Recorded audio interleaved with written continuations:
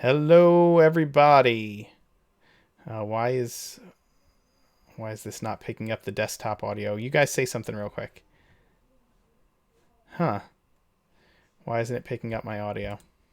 Let's set this. Um.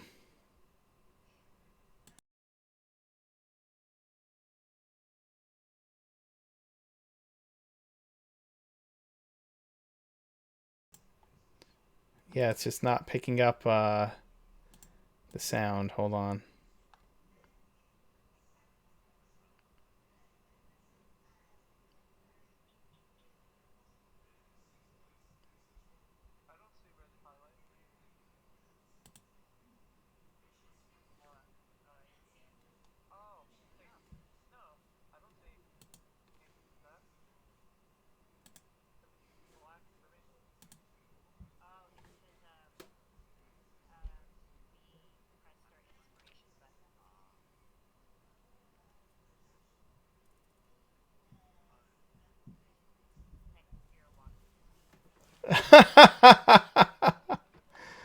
Let's see.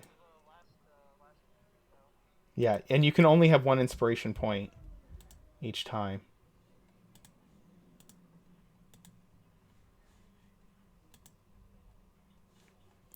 Why is my audio not being picked up by uh my audio is being picked up. Why is your audio not being picked up by Streamlabs?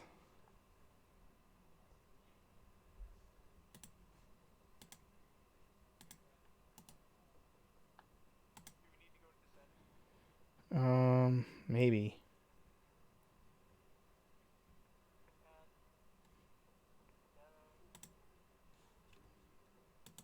Yeah, it doesn't. I don't understand what's going on. It doesn't make any sense. So,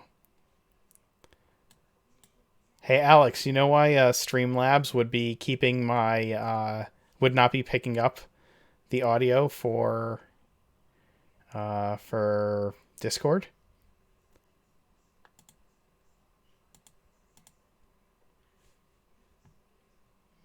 Yeah, maybe I'm gonna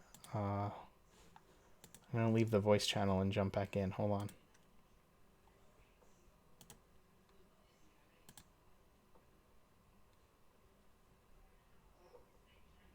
Mm-hmm.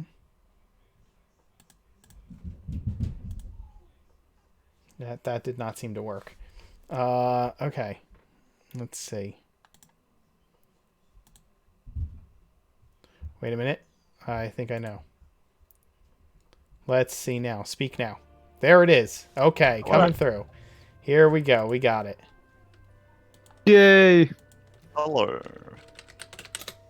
All right. All right. We're here. We're ready to roll. No technical difficulties tonight. Welcome to the show, everybody. Um, uh, yeah, that should change. I already changed the D&D Beyond tracker, so it should that should fix, David. It's showing it on my end. Yeah, see? Try refreshing. Thanks, Alex. You just said the same thing. Anyway, welcome in. We are playing Danse Macabre tonight. And I'm just gonna go right into it. Well, real quick, if you are joining us for the first time, welcome. I run D&D 5 nights a week on Twitch. Monday, Tuesday, Wednesday, Friday, and Saturday. We are here playing D&D live. You can find the schedule down below in the panels down there. I also do some DM stuff on here a couple times a week, so check that out as well. Anything that you don't catch, you can pick up on YouTube. It is all posted there, so you can follow along there. If you are an Amazon Prime member, just remember that you can give away one free sub a month to any Twitch streamers. If you find that you enjoy what we do here, please consider giving it to us. This stream is brought to you by my patrons and my subscribers, so keep rolling them in, and we'll keep doing what we're doing. Anyway, for now, I'll let the players introduce themselves and their characters, and we'll get started. Bun, why don't you get us started? Okay. All right. I'm Bun. I play Archie, a forlorn and estranged Underdark refugee, seeking the meaning of his own dreams. Uh, he's a sort of on the border of the sleeping world and the waking world, and trying to defend the world from the nightmares that plague his dreams, and seeing that the visions and the stars might not be just visions. Oh, and he's a rather avid clothes designer on the side. What class are you playing? Taylor. I play as a wizard. No, I play as the tailor class. Yes. No, I play as a wizard, a divination wizard. Scarlet, tell us about you. The warlock, Lark Verdigris, is ready to carve out a reputation of her own, beyond being the hard-headed, logic-minded, and immaculately trained daughter of Ravenreach's renowned fencing instructor, Letitia Verdigris. Lark is bound to a certain fey lady who urged her to enter into the Danse Macabre. Why exactly? Well, who can say why the fey do what they do? Lark will only say it amuses that her lady. She's unraveling her new powers with the help of her fierce pseudo-dragon familiar Piosa, who has the markings of a lark and the instincts of a magpie. That's me. I'm Johnny, and I'm playing Maximilian, who is a level 4 paladin. He's annoyingly rich, but he failed out of school. He's kind of bumbling around, just spending his parents' money. And now this is his scared straight moment where he has to behave, or else he'll get cut off by his dad. Hi, I'm Adam. I play Theo Boss, a wizard necromancer. If it's a highbrow you're looking for, Theo's the one. Just check the library. 52 and witty, he has grizzled hair and more scars than you can count. Seems like a man with a mission, but I don't know. There's something brawling about it. DM. And I am the Mark Knight. I will be your dungeon master this evening. And when we last left off, the party had split. Archie had been invited to the home of Duke Bowen of Ravenreach in order to take his measurements for an extremely special garment. However, upon arriving, the Duke had Archie sit down and began questioning him about his past. A situation with which Archie finds incredibly Nerve-wracking. Yes, disconcerting. In the meantime, the rest of the party had spoken to a priest of Ored in town, asking him if he would cleanse the temple that they had found desecrated.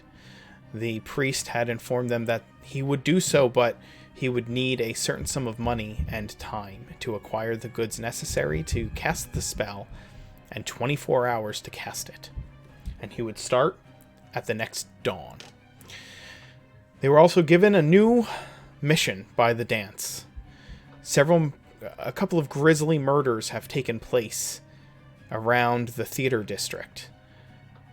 The murders look like a bear mauling, but the Danse has other ideas. How would a bear get into the city? And those do not look like the maulings of a bear. And so they've gone in search of what they believe is a werewolf.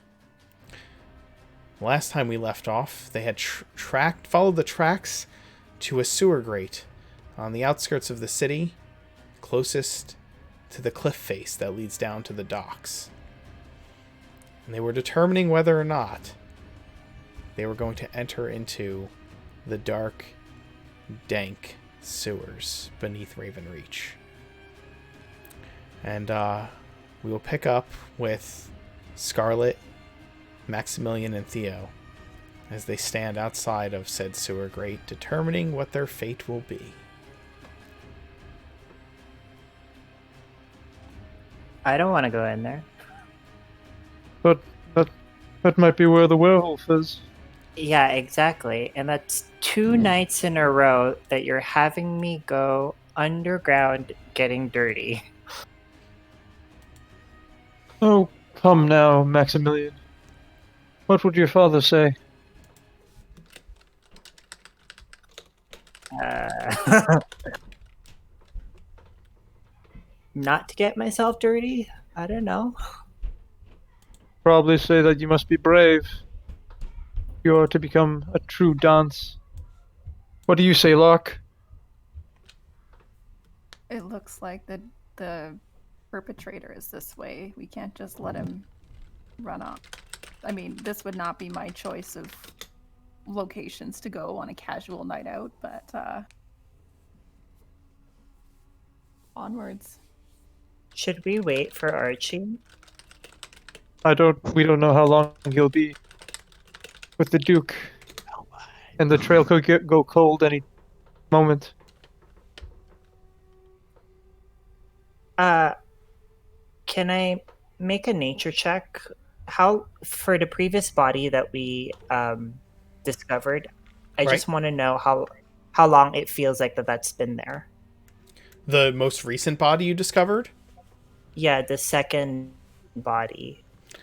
Didn't we had we not discussed that? Did nobody make I think a it was, medicine like, check? Morning, right? Was it? Was I a think it was from while the. I ago. think it was from the same night as the first body, but it was hidden in a bunch of refuse, and so it hadn't been found, which is why it smelled the way that it did. So if it's had 24 hours to escape. So I don't think chasing it now in the middle of the 18 night. -ish. Yeah, I don't think we'll be on its trail. Like it does seem to be theater adjacent people, so we could go back to the theater and see if it's going to hunt more there. But it already hit there once, so who's to say if they'll come back at all? The At trail. least this way we know the trail went here, so Yes. And we could always come back during the daytime when it's not so dark and scary. it's still gonna be dark and scary in the sewers. Whether it's daytime or not, we have to face this as part of members of the dance. Maximilian is just trying to like weasel more people into this so that he's not so alone, or we're not so alone. Let's get in, then get out, and then you can go to a bathhouse in the morning. Ew. Alright, so we're heading in. Like it? Unless we have a major reason to go back to the theater. Well, we Theo, already can you cast light? Yep. Definitely gonna do that. I can't see in there without it. Okay. You cast light. What are you casting light upon? My sword. Didn't we do that, or did we do that last time? Oh, we probably did. We did do that last time, actually. But it's only for 1 hour, so I'll recast it again. So I recast it back on to Maximilian's sword. Okay. Okay. So So you have. I can really be the paladin I pretend to be.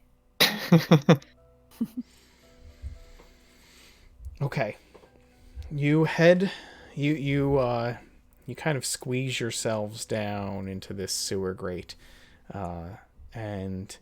Now, question. Sorry, the sewer grate, is it more like a is it like a Shawshank Redemption kind of sewer grate where we have to like get on our hands and knees and crawl through, or is it one of those really big ones like during? Yeah. in So It? you kind of like lean the sword down to look into it, and you can definitely like someone who is 6 feet or smaller can stand upright into it. If you're getting up above 6 feet, you'll have to duck down a little bit. But Okay. but yeah, it's a large tunnel. This is more of like an outlet that like dumps out into the that dumps out of the cliffside into the ocean below. Like you can like, I'm saying like a lot, so hold on. Where you're standing, right? this is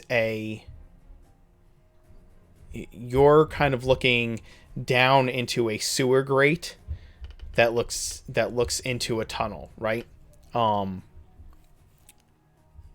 have to remove the grate to go down into it because it's a heavy metal grate. Where you're standing, not far from where you're standing, there's like a walking path, and if you stepped up onto the walking path, this is like on the curb, right? It's like a sewer grate on a curb. If you step up onto the walking path off the cobblestone, there's a wall that is about 5 feet high, okay? Or I'll say there's a wall that's like 4 feet high, and then there is a wrought iron fence that is spiked on top that goes another like 6 feet up. If you look through that fencing over that wall, you'll see below the rocky cliff face that leads down into the ocean below. Like Ravenreach is up on this high cliff, and the docks are built into the side of this cliff face down below and into this like sandy bank at the edge of the cliff, and they actually have steps and elevators, like wooden elevators that are man powered, that get people from the docks up into the city, right? So where you're standing, you can see down into the ocean if you stepped up onto this walking path, but you're at the grate that's on the edge of this walking path. And if you did that, if you looked down, if you could like step up to where that fence is and look straight down, you would see that there is a like an outlet, a sewer outlet that just dumps water into the ocean from the city. You're going down into there is what you realize as you're looking down into it. This is this huge outlet that just kind of runs out of the city and dumps into the ocean. How high up are we? From the cliff, like from the ocean below, if you look down there. Yeah, like how many stories? Like I would say at least 100 feet up, probably more. Like a fall would kill you from this height. Well, it depends. Yes. A fall would kill most from this height. We'll say that. And there's no like ladders or like stairs along this cliff face near us, right? No, not where you're at. You're up, like I said, you're up on you're on the street. You're on the cobblestone street.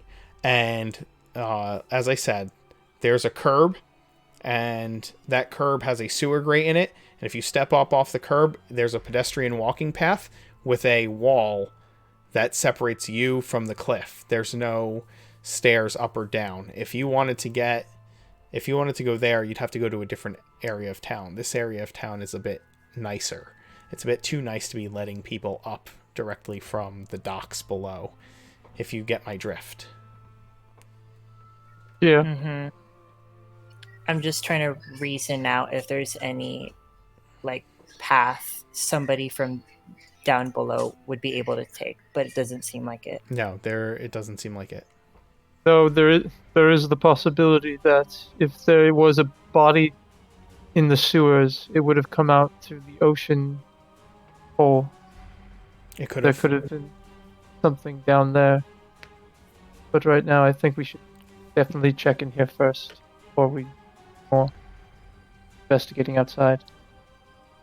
We don't have any indications that he brought a body with him, though. Just True. the perpetrator escaped this way. That's all we know. Are we ready to go in? Sure. Yeah, but I'll be last. I'll go in first.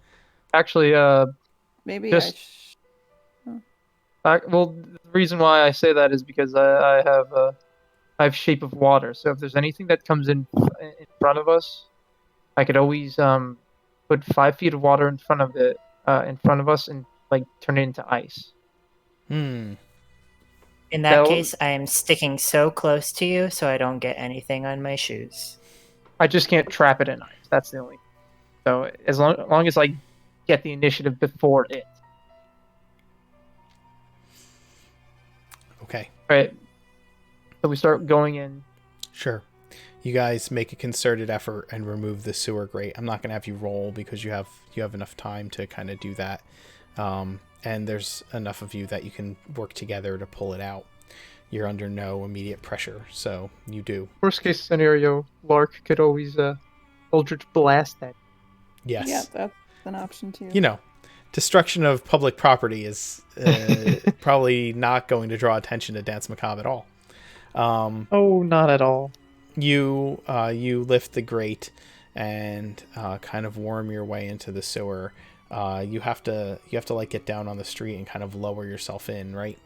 And as soon as you do, you feel your boots plop into about 6 inches of water. And as you look around at the kind of brackish runoff water from the streets flowing past you, and you can hear it falling behind you down the cliff face, which is only a few feet away from where you're standing. You look in that direction and there's no continued sign of your pursuant, but go ahead and give me a survival roll to see if you can find any more signs of this creature. And by the way, yes, that does mean that you saw the claw marks around the grating, and that Maximilian. whatever it was put the grating Wow. back into place. Maximilian, as soon as you shine the light of your sword from behind Theo towards the Well, it makes sense. It makes sense. Yeah. So you shine the light of your sword from behind Theo down the sewer towards the cliff face, and you see no sign, and you swing it around the other way, going inland, and you see thick, heavy, like claw marks where the creature either stuck a hand or a foot to steady itself against the flowing waters and push itself forward.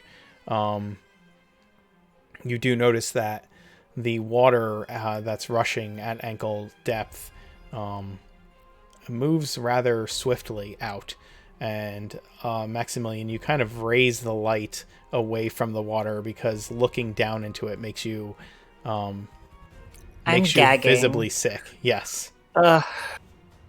And also, I don't step in until Theo starts shaping water around him. That's when I let myself touch the floor. Well, I don't think I can hold Shape of Water. It's not a cantrip, right? No, it is. Oh, okay.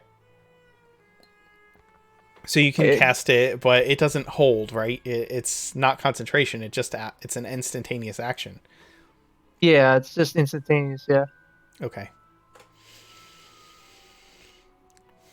You begin following the tracks, I'm assuming? Yes. And also, just a little side thing: if you can't take the smell, I'm pretty sure prestidigitation on like a cloth that you can cover your face with could change the smell of the cloth. Smell something nicer. It can. Is Max wearing a helmet today?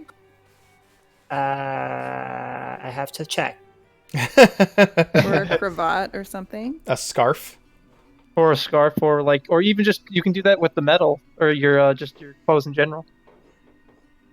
Make it smell I can like. just cast prestidigitation on something near your face, and there's an hour harmless sensory effect. So I'll just give the scent of like fresh sea breeze instead.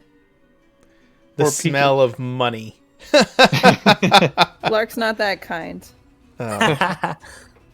Some effects of shape water can last up to an hour depending on how you're using the cantrip. So just go ahead and pop the cantrip right up on Roll20 and we can have a read. What I understand, it does last an hour. You choose an area of water that you can see within range and that fits within a 5-foot cube, and you manipulate it in one of the following ways. You instantaneously move or otherwise change the flow of water as you direct up to 5 feet in any direction. This movement doesn't have enough force to cause damage. You cause the water to form into simple shapes and animate at your direction. This lasts for 1 hour. You change the water's color or opacity for an hour. You freeze the water for an hour. If you cast the spells multiple times, you can have no more than 2 of its non-instantaneous effects active at a time, and you can dismiss such an effect as an action. So moving the water is instantaneous. You can have it flow around you instantaneously. But, okay, then. but that doesn't continue, right? 5 feet of water moves around you. Yeah, it right? only moves 5. Yeah, so you'd have to continuously cast it to keep it moving around you. I'd rather do that when we get into a situation where I need. Okay. Prestidigitation to clean up later, so no huge. Yes. Okay. So now that we're not worried about Max getting dirty, let's. I'm still stepping in shit. You are. We'll clean your boots later. This is the lowest thing you've ever done. You are down with the masses now. You smell like a commoner. Oh, Jesus Christ. Why did I have to wear my gold armor today of all things? Oh, God. Thought you were going to the theater. He did. Okay, so you move through. You turned up, Maximilian.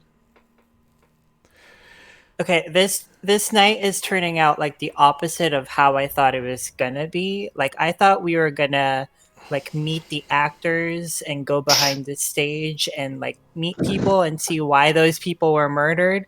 I did not imagine I'd be stepping in shit tonight. Well, you done stepped in it. For everyone. Expect the unexpected. So you follow the path.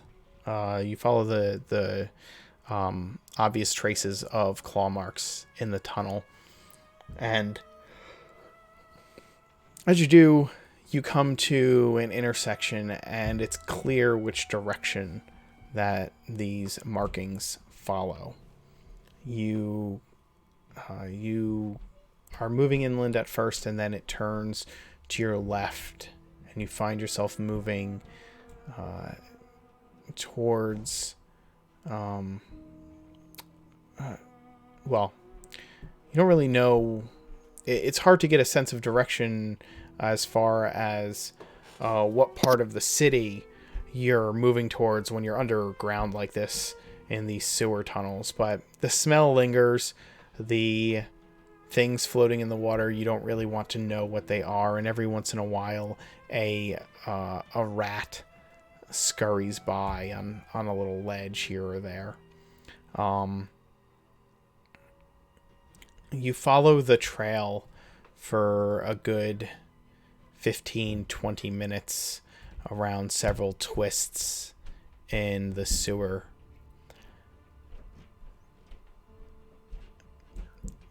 And then just at the edges of the light, you see something bobbing in the water ahead. Something larger than waist. Is there more water over here? Yeah, the water spreads out a little bit. It's a little deeper, maybe almost a foot at this point. Oh, Jesus Christ. I'm dry heaving. We go over and investigate, right? As you move closer, your eyes begin to adjust to a bit of a dim light source nearby, and as you look to your left, you see that there's another of these outlets pouring out, and you can hear from this one. You've gone kind of a little bit. The city's on a bit of a slope, so you know you've traveled a bit downward as you've moved, and you can hear from this one the sounds of the dockside from this outlet, and you find a body bobbing in this water, a part of its clothing caught on some stony outcropping in the tunnel. The body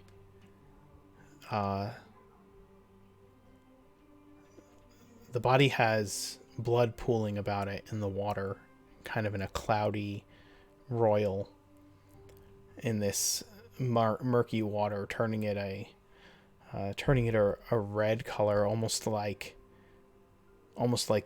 the way it looks when you pour cream into tea. It's go ahead.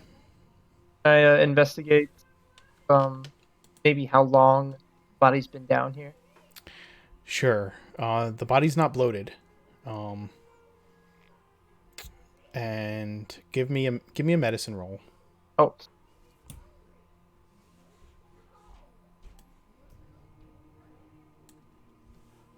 Yeah. Oh, perfect either way. damn. Perfect either way. You Body's kind of lean down as best you can to examine the body. The blood is still leaving the corpse. There is a deep claw mark in it. It's cooler. It's not still warm. But there are gash marks in it. The body, as you look at it, since you rolled investigation and medicine, I'll tell you, like, the body's been eviscerated and mauled. It's a young woman, and she is wearing common clothes, but that are very, very revealing.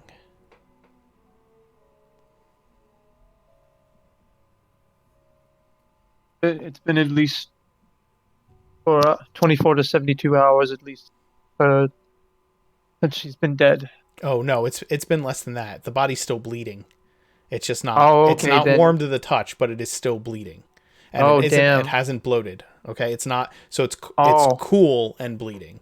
So it's been maybe because it's in the water. That's probably why the blood's not drying and stopping. Does that make sense? Yes. But the body is not warm. It's pale and cool. This was recent. I turn to everyone else. This dead body's recent. Whatever has been down is still down here. I don't like that. Trail. She you're investigating, and you find a To clarify, are the claw evisceration marks the same with the part as the ones we saw in the alley? they look similar enough that you could come to that conclusion. The body has something gripped in its hand that's glinting.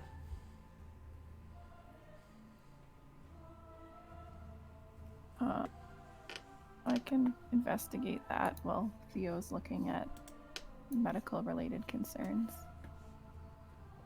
Would that be an investigation roll? To examine the thing in her hand? Yeah. No, you can grab it and look at it. Okay. Lark will do that. So yeah, you grab it. Pry her. You have to like pry Laura's her. fingers. Yeah, you have to pry her fingers off of it. It is a dagger, and it glints in a similar way to the sword that you have. There's something arcane about this. It looks silvered. I'll say that you could recognize that because of the blade you already have. But the blade of the dagger looks silvered, and it has bits of fur stuck to the hilt. This looks helpful. Do either of you fellows want to arm yourself further? No, I'm not touching the shit dagger. I'll take it. I lost my dagger in the last dungeon.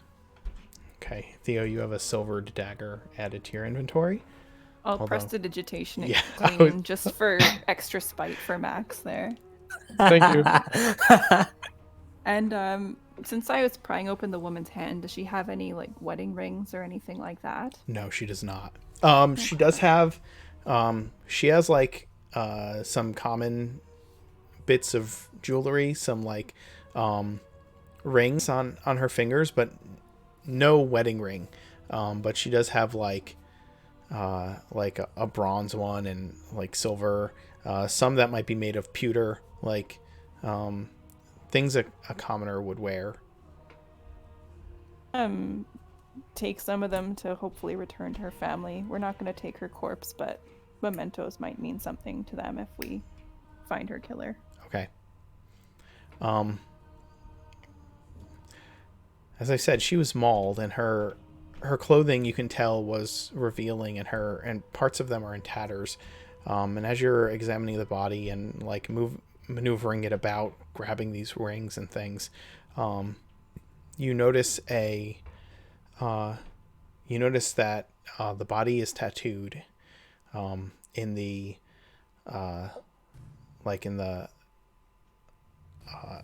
upper back shoulder area, like near the shoulder, like by the shoulder blade. Any familiar symbols? Yeah, it is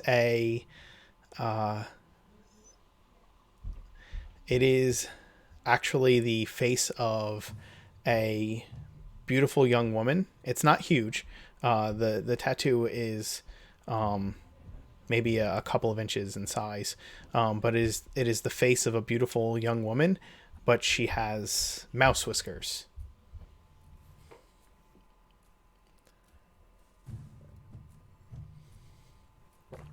I don't know if any of you would know the symbol, considering you are from the most of you are from the classier parts of town. Well, Theo used to be a scholar that travels around, so he might know it from or just travel. Sure, Maybe a history book. I don't know if it would be history. It's more of a streetwise kind of thing, but there's really no skill that covers that.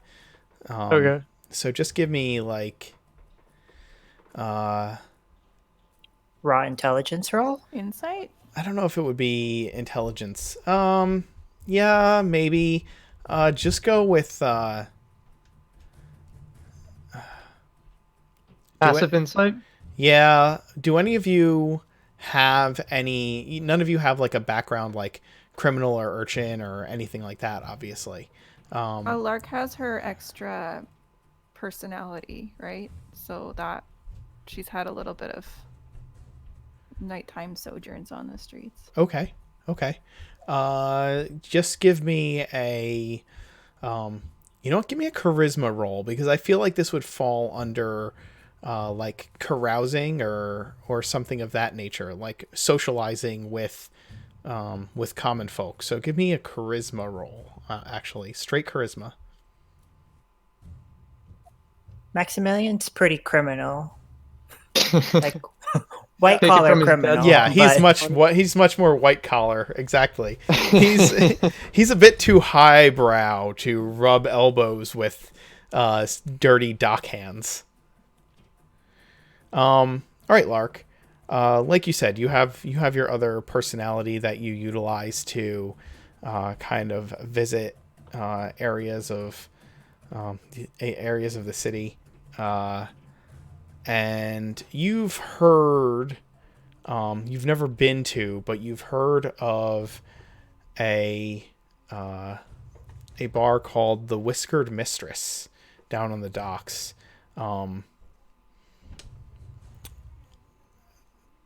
And that it could be, you've heard that people would like, you know, elbow each other's sides when they talked about it.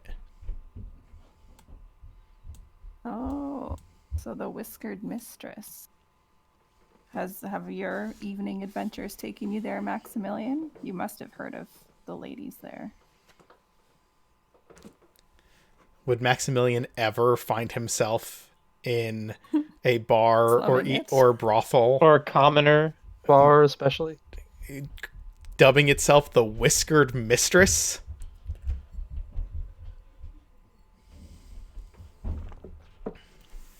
I don't know where he went. Sorry, my mic cut out. Oh, okay. I was saying, would Maximilian ever find himself in a bar or brothel that would go by the moniker the Whiskered Mistress? No, because Maximilian is 100% a virgin. He would never admit that to anyone. He's an incel. Oh my god. Please stop. Well, I like to imagine there's like a fantasy equivalent of like a forum that he involves himself on. Oh God. a gentleman's club where they play billiards and complain about. Yeah. Yeah. God. In the meantime, we will you've made this discovery, and as you look about, you see that the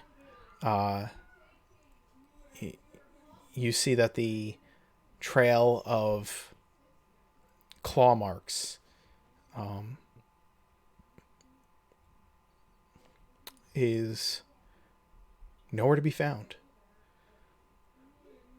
And I'm gonna switch over to Archie and his most uncomfortable conversation. Fudge. Oh, stop! You love it. I'm like at the end of my coffee high, so I'm like, my heart is racing. So this is gonna be worse.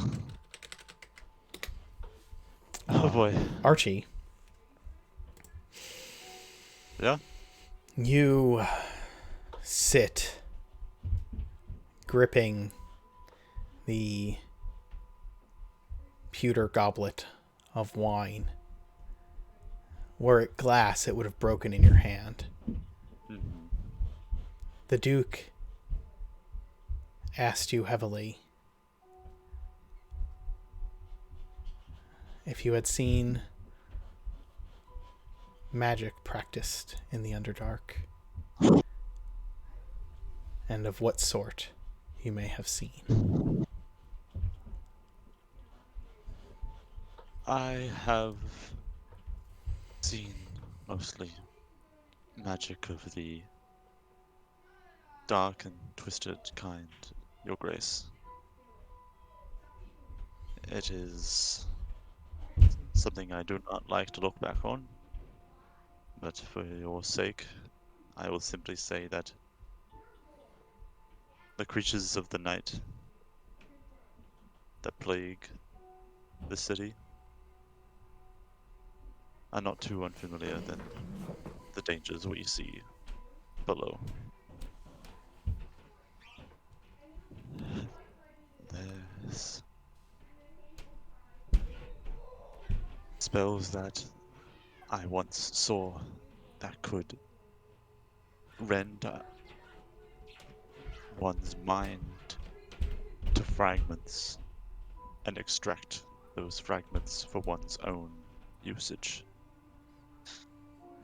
Spells that could plague the dreams of the living and could twist the mind into ways I could never fathom. Your Grace, there are powerful magics that utilize the mind and bolster its potentiality beyond which that I have even seen or heard anyone accomplish above here.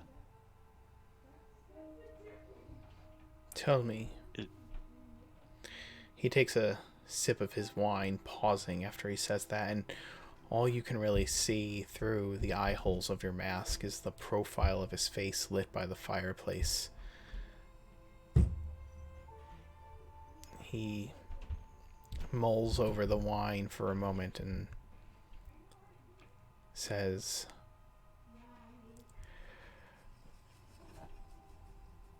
"Who practices such things?"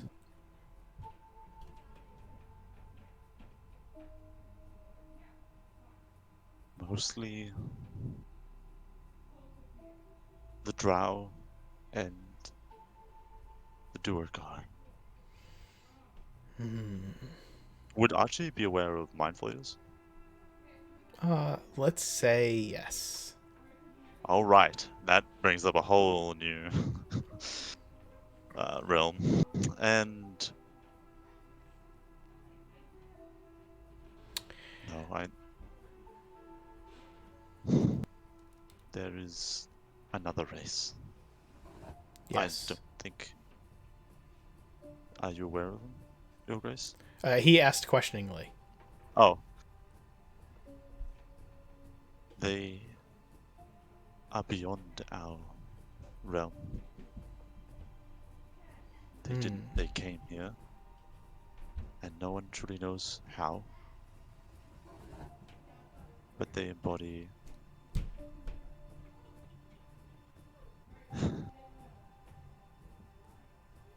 tyranny and control, and exert that control through this mind melding magic. They are one mind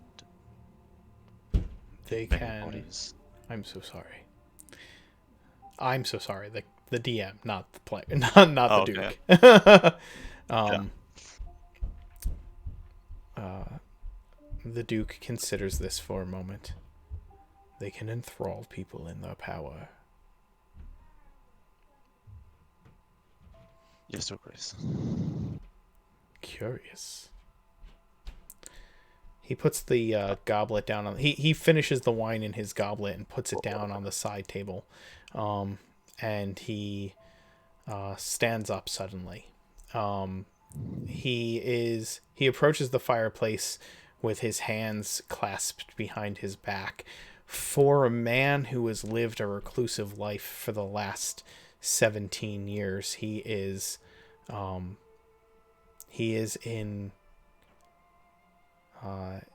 surprisingly agile in his movements. Tall, but not intimidatingly so.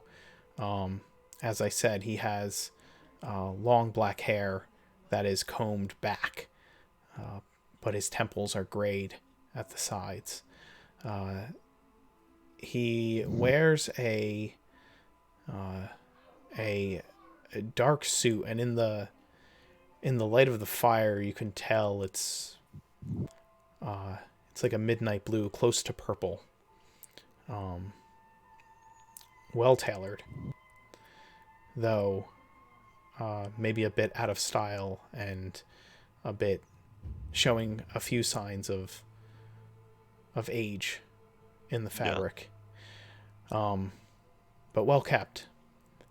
He grasps his hands behind him, having an eye for detail. You notice that his nails are kept well manicured, but pointed. He kind of stares into a fire a moment. Very curious. Though I would like to hear more, he turns to face you slowly. It seems that I may have made you a bit uncomfortable. Perhaps something familiar would help. Come, boy. I mean, Master Taylor. Let me show you what I have in store for you. And he grabs the candelabra off the mantle and begins moving towards a side door in this parlor. He doesn't wait for you. He simply expects you to get up and follow. Yes, I put the untouched goblet down. And I proceed. I take my equipment with me. Actually, I would assume you had like a bag, right? Yeah, my bag. Yeah. I leave a single. I leave my needle down here. You leave your needle not here. like my. I have many of them, but I leave Right. one of mine. Yeah. Okay. Where? In the chair or on the table? Where are you leaving it? Yeah, I leave it tucked under one of the. So I assume there's like a sort of like a drape over one of the tables that like Sure. decorative. Yeah, I leave it under there. Interesting. Okay. Give me a sleight of hand roll. Because you're doing it purposefully. So I'll need a sleight of hand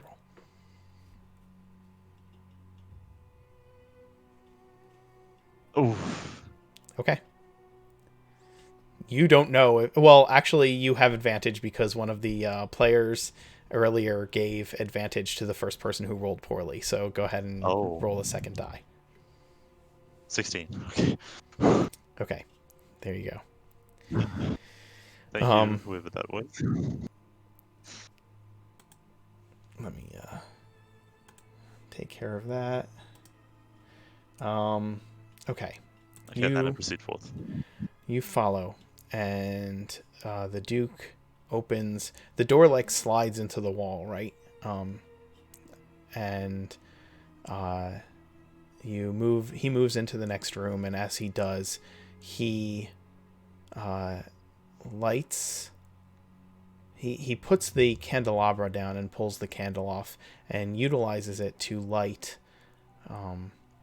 a candle that is in the room.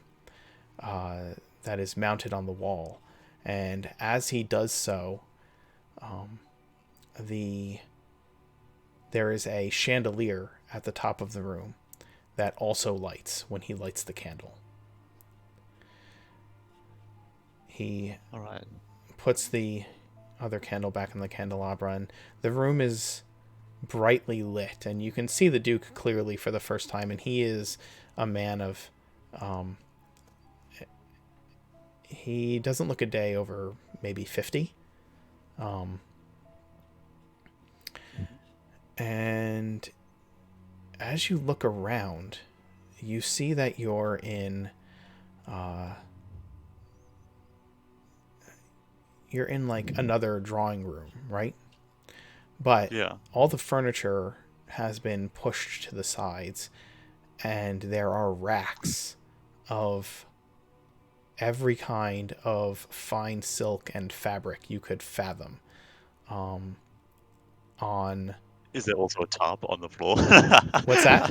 Is there also a tarp on the floor? There's not. There's not a tarp. It is a wooden floor. This is a perfectly wooden floor, and there is a table in the center of the room that has that is built for cutting fabric.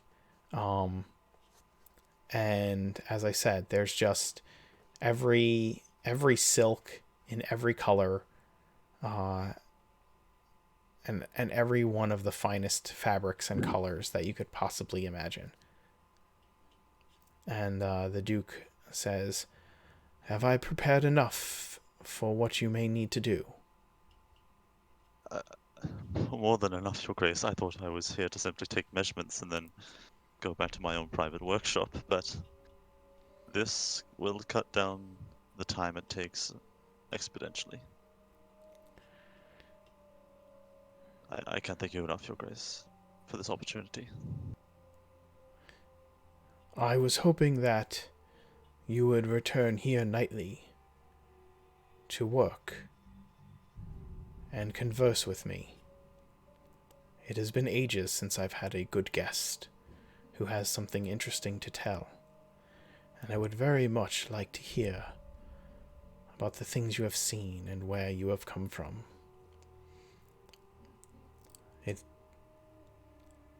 It pains me that it took so long for me to discover that you were among my citizens, especially knowing that there may be dark times ahead, and anything you could tell me of the world below would prepare us better for what may be coming. I could use your assistance, Archie, Master Taylor. I believe that there are things I need to know about the Underdark. I believe you can tell me what those things are. I need to know of the magics that are below, if we are to counter what is ahead. I understand, Your Grace. But please know this, if it will hopefully ease your worries. I took great care in concealing myself within your wonderful town, but getting here was in itself a struggle of its own. It was quite difficult to find a way out from below. He It's turn. easy. I'm sorry. No, continue. Oh yes, it's easy to get in. It's harder to get out. He turns to you, looking at you full in the face for the first time. Once again, your discretion is why I was drawn to you initially. Your origins more so. He makes note of your mask as he looks at your face. I know the pains that you have taken to remain quietly inconspicuous in my city. I believe that beneath that mask, you are not just an elf, but one of the Dark Ones, in hiding, knowing that you cannot show your face among these citizens for fear of their distaste. And he turns back around. There's no kindness in his face when he says that. It is just matter-of-factness.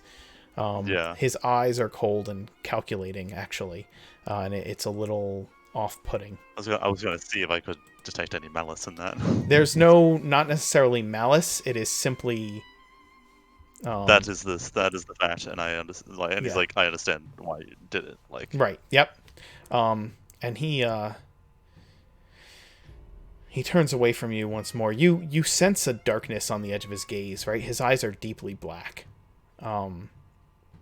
And he begins walking around the room, kind of feeling the different fabrics.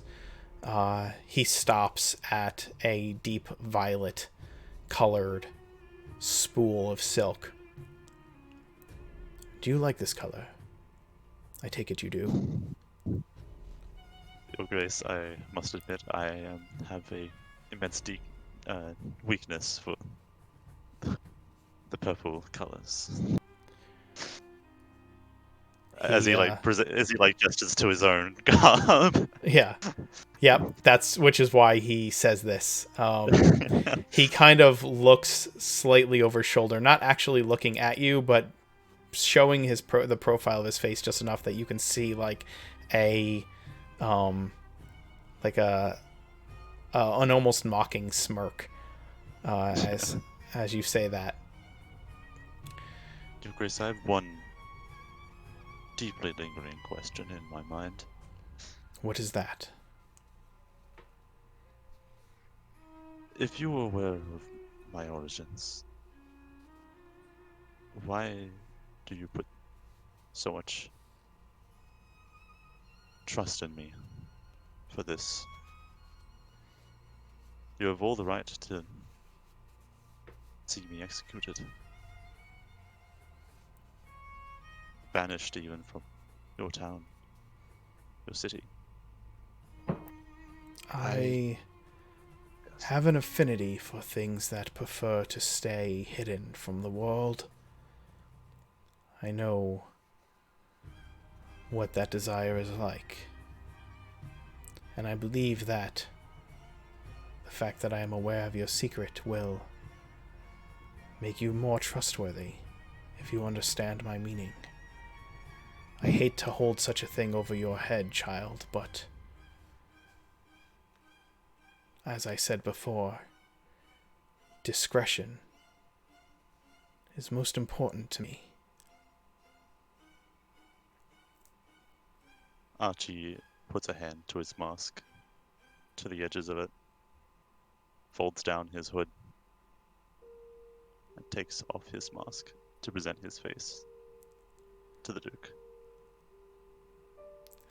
He turns and looks at you and smiles. Ah. I was wrong. That does not happen often. You are much, much more intriguing than a mere drow.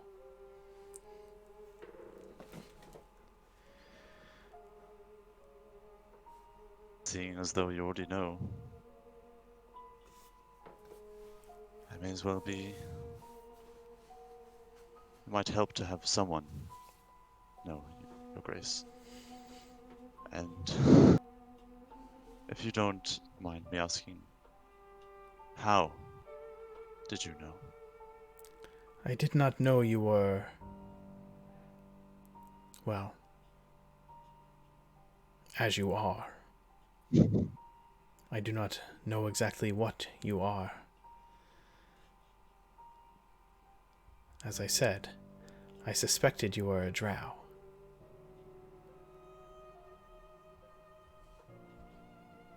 Oh. Right. Well, But I don't think I can hide from my Duke in this sense. Especially since I am to be coming here every night. It would be rude of me to wear a mask in your house. and I truly appreciate your trust, though... well, and your deference. Archie, Master Taylor, I would ask that you would make me a suit of deep purples. And he touches one that is nearly black, but a very, very dark purple color, since you have such an affinity for it. I would hope that it would be one lined with immense skill. You should take my measurements and be off. I have much to learn from you. And as you said, it may have been a harrowing experience for you to find your way out of the darkness and into our fine city. But if there are creatures with the power that you suggest they have, they may not find it so difficult as you did. I do not believe that you are a master sorcerer, are you? Sorry, you cut out a little bit there. Some sort of what? He said, I do not believe that you are a master sorcerer, are you? Not a master, but I have a few capabilities at my disposal. Are you seeking enchantments? Perhaps, but I say that to imply that where you had difficulty leaving the Underdark, one who is a master of arcane skill may not have such difficulty. Wouldn't you agree? With many sorts of scrying and divining spells and capabilities, it is easier, I will admit. I fear my city is in danger of this. What news has sparked this fear, Your Grace? It is a bit presumptuous of you to ask such a question, do you not think? I'm sorry. Of course, Your Grace. No, you're right. City secrets are yours. I just, as one who has had an encounter with a creature of the night, I thought I could help in some regard. What do you mean?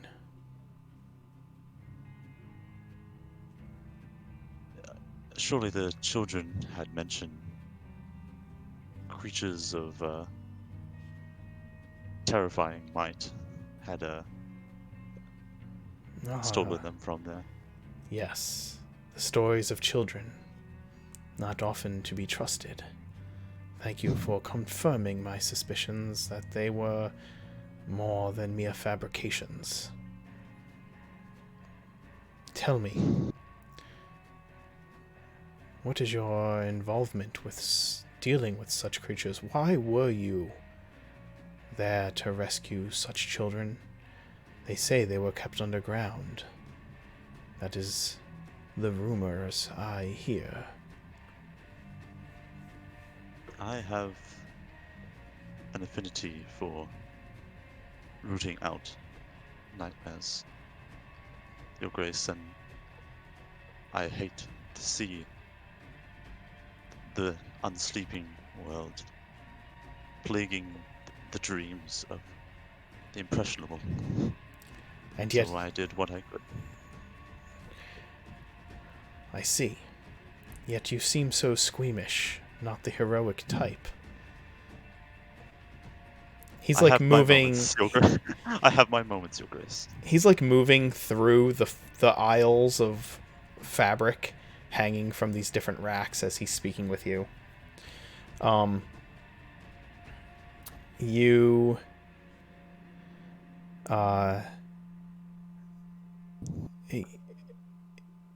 it's hard to keep track of him as he does so. Mm-hmm. You don't know if it's simply a trick of him moving through the racks or if there's something more, but is he like coming out one aisle then coming out the other? it's just a bit disconcerting. Yeah. Like you get the impression that he is purposely keeping you on my toes. Yes, exactly.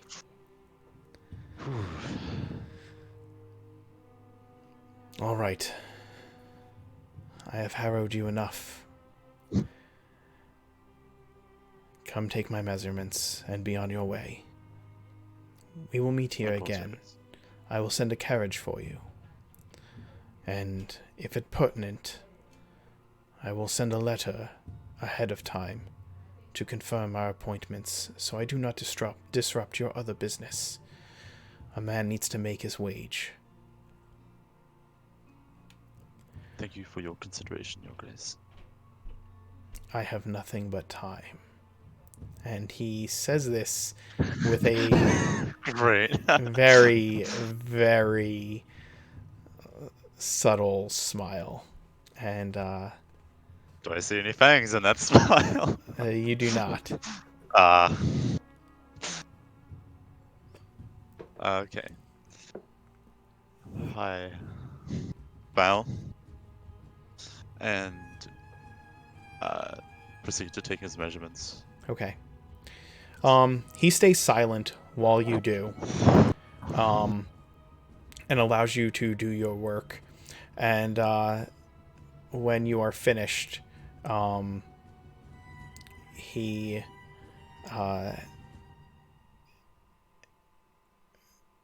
oddly, as you finish, his manservant enters the room at just the right time as you're finishing up your measurements, and the Duke tells you that he will see you out.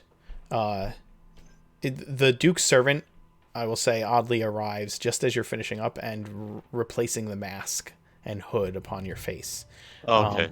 Yeah, the Duke's servant arrives right immediately after that, and the Duke tells you that your servant his manservant will see you to the door, and just before he leaves the room, he turns to you and says, "You know, among those magics there are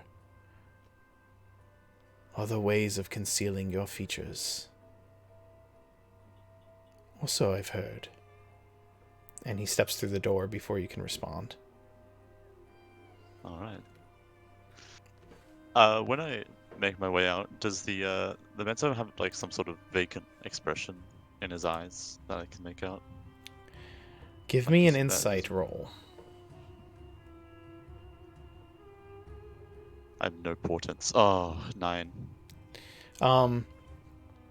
You can't tell if he is simply if there's a vacant expression or if he is merely just keeps a blank expression of servility. You know what I mean? And he leads you to the door and bows low and opens the door And as you are leaving, he says, "Good night, Master Taylor." Good night to you. The, And I hurry out. yes, absolutely. The carriage is still waiting outside for you. It's hard to tell, but Archie is hyperventilating underneath his mask.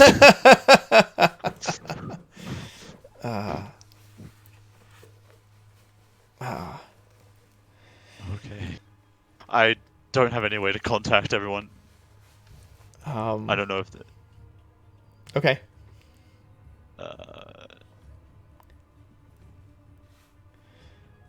Okay. The carriage takes you back to the manor where it picked you up. And we will go back to the others as it does. Just one second. I so desperately wanted to cast Detect Thoughts, but with his talk about the mind, I feel like I'd have some difficulty in that. Just a reminder that the spell Detect Thoughts specifically says that the person you cast it on knows knows that their thoughts are being... Only if you probe. Only if you probe. Yeah, only if I probe. Right. But still, even Man. the surface level thought. All right. Okay. Would we have discussed some way of reaching out to Archie before he left?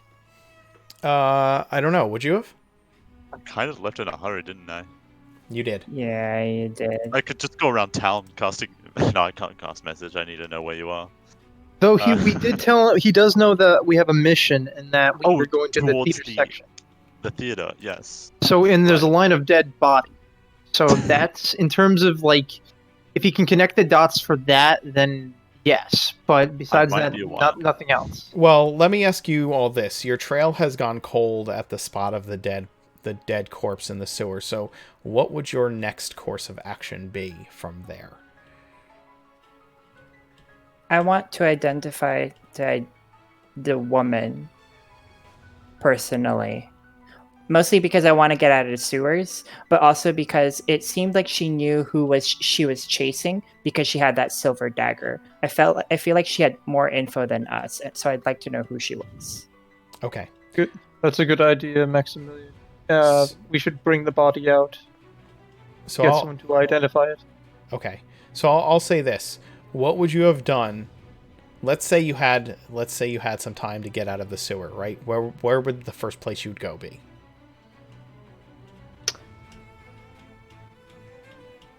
Do you guys want to go back to the dance? Well, what time is it? It's early evening, right? Because the play had just been starting when you first started tracking this creature, so it's early evening. Yeah. Still think we have time. Think we could investigate a little bit more. We should try getting, the name of the woman and asking around maybe that Whiskers bar.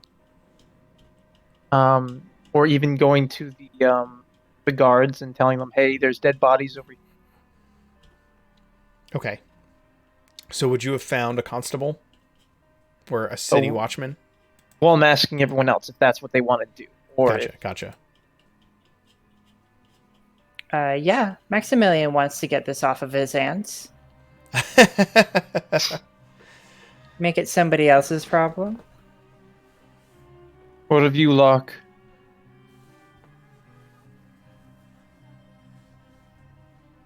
Oh, is Scarlet, you away? she didn't mention that she'd be away yet, but she could be.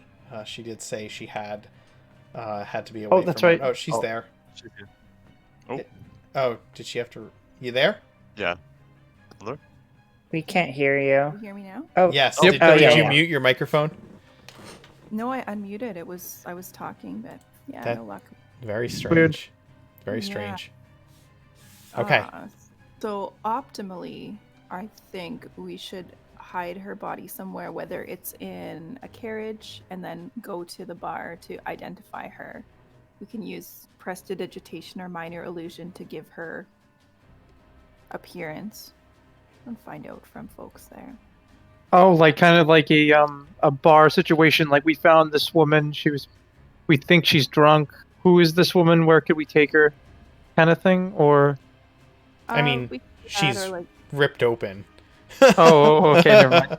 She's been mauled by so. something. And she's also very pale, so people are gonna be like, that's a dead body.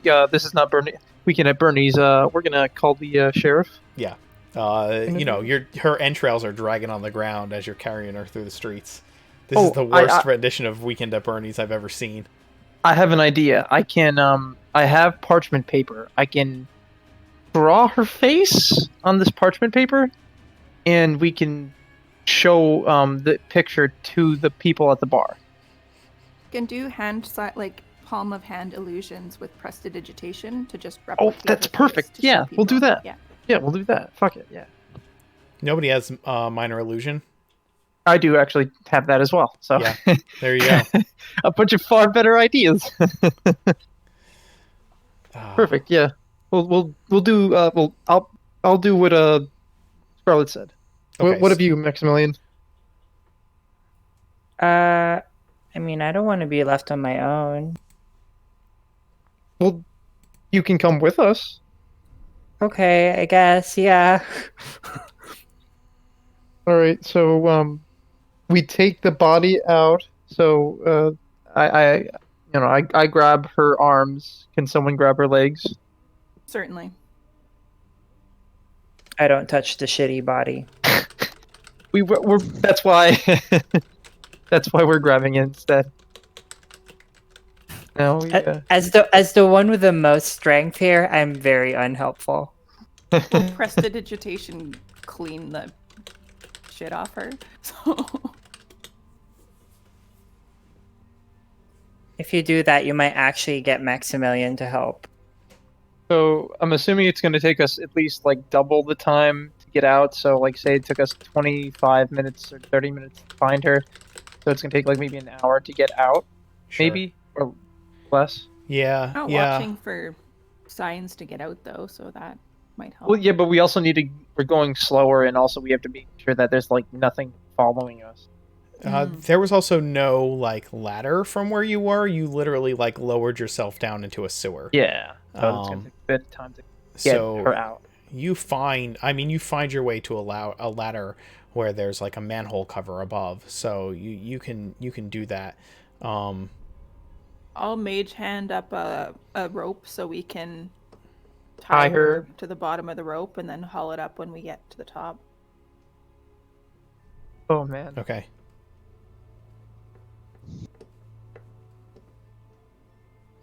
All right.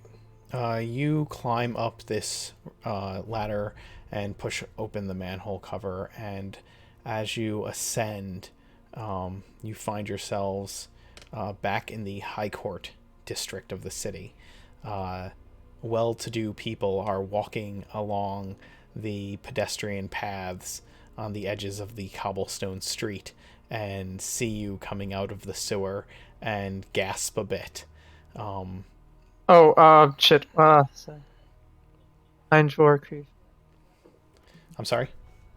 1 second. Sorry. Before we come out, wait. Damn it. Minor illusion is not gonna hide this body. No. Wrap it in another cloak. You guys go through a lot of cloaks. Dance expenditures, but I do have another spare cloak. I mean, let me see. How many people are around? Oh, there's a few couples walking the streets. So, like 4? Yeah. No, never mind. I was gonna say I have blindness or deafness, and I was thinking I could blind them, but I can only blind one person per spell, so that's not gonna work. Okay. And also, it's very dangerous to blind someone out of nowhere. Probably yeah. very evil. You come up. Prestidigitation to make us all fresh again. Sure. There are some gasps on the street, and then you pull out this Uh, I mean, can we just leave it there for a second No, I don't think we should. Um, until these people pass and get out of sight, sure, and then we pull it up? sure. yeah. Oh, yeah, yeah. Yeah. Yeah, Much better idea. you wait a moment, and uh,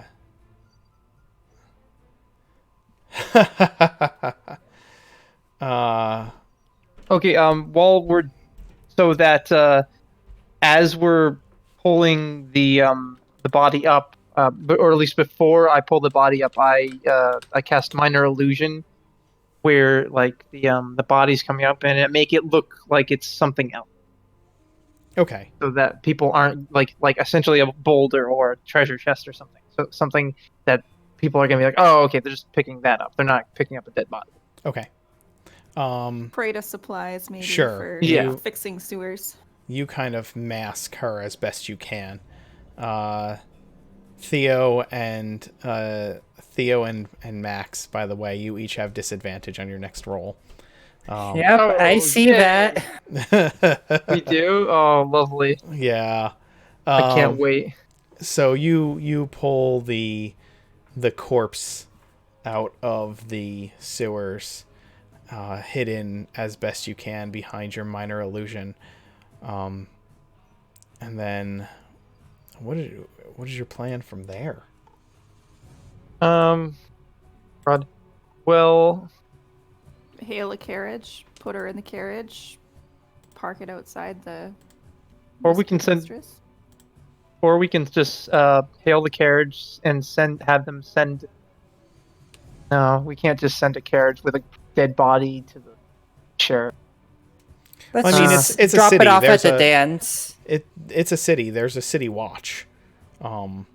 So Does maybe the dance have any arrangement with the constables though? Because like Well, Luke taking Hash.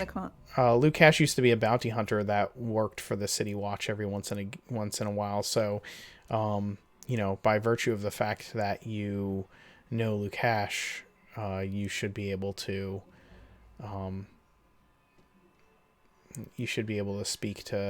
speak to them, or have some connection with them. Or we could just leave the body there. The minor illusion lasts for 1 minute, so we I have a don't think minute. We want to abandon the corpse here. I think that So, well, because there's so many people in foot traffic, someone's gonna see it, and they're gonna most likely get the guards here. Yeah, So- I would say that it is unlikely that in the High Court district of the city, it would be hard for you to find a constable on any street corner that you needed to. This is like the rich people area, so it's probably a pretty good chance that you can find someone rather quick. I think that And how do we explain that? Hey, we found a dead body. well, And that's what I'm saying. That's why Right. I leave the body there, let someone else find it. Because if they identify our faces, we're going to be questioned, and we're going to be, oh yeah, the Danse Macabre, you know. Right. I'm in favor of letting the dead body just wash downstream. No, we pulled it up already. Lara's not in favor of that. She may have people who love her beyond people that pay to love her. We already pulled the body up. The only thing we have to do now is either. I mean, we can just push it back down. I'm in favor of just leaving it on the streets, letting someone else find it, Oh, like in an alley? or just leave. No, like leave. We pulled the body up. Just leave it where it is now, and then someone's going to find it, whether we're here or not.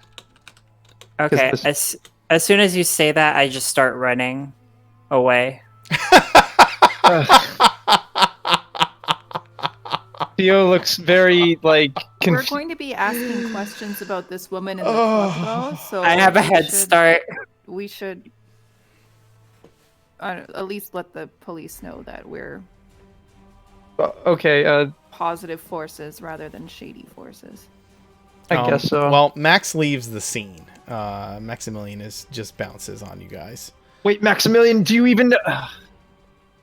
I Wait. can go flag down a constable. All right, I'll stay with the body.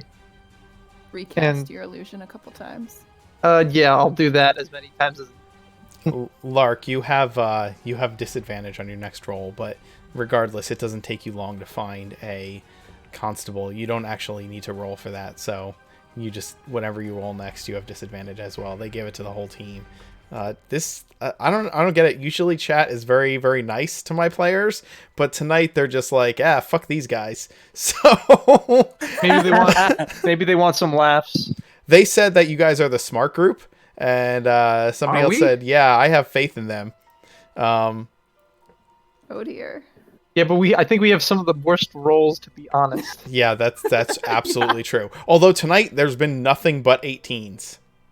That is I know. true. I'll say that. So, I want our best night. We're gonna have our worst rolls. All Thanks a lot, chat. right, Lark, you go off and find a constable, while Theo continues to mask the body as best as he can with minor illusion, making it look like a crate of supplies or something.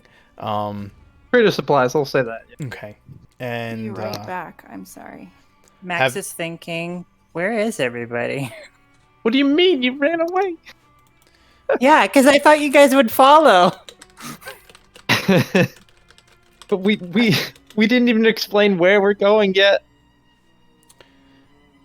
all right.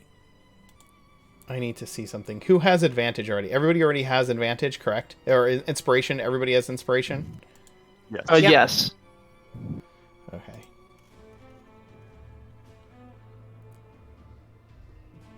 All right. So Do we lose our that's inspiration? No. Somebody tried to give Max a point of inspiration, but you can only have one at a time. Yeah. I don't think Scarlet has an inspiration. Oh no, she does. Yes, everyone has an inspiration point, so we'll leave it at that. Okay. Thank you, though. I am Thank going you. to Yeah. we're gonna take a quick break. I need to get more water, and we'll come right Okay. back. Good idea. So I'm gonna take a quick break, and when we come back, we'll find out exactly what happens with this corpse. All right. We're gonna do drugs. Oh God. We'll be back in a minute.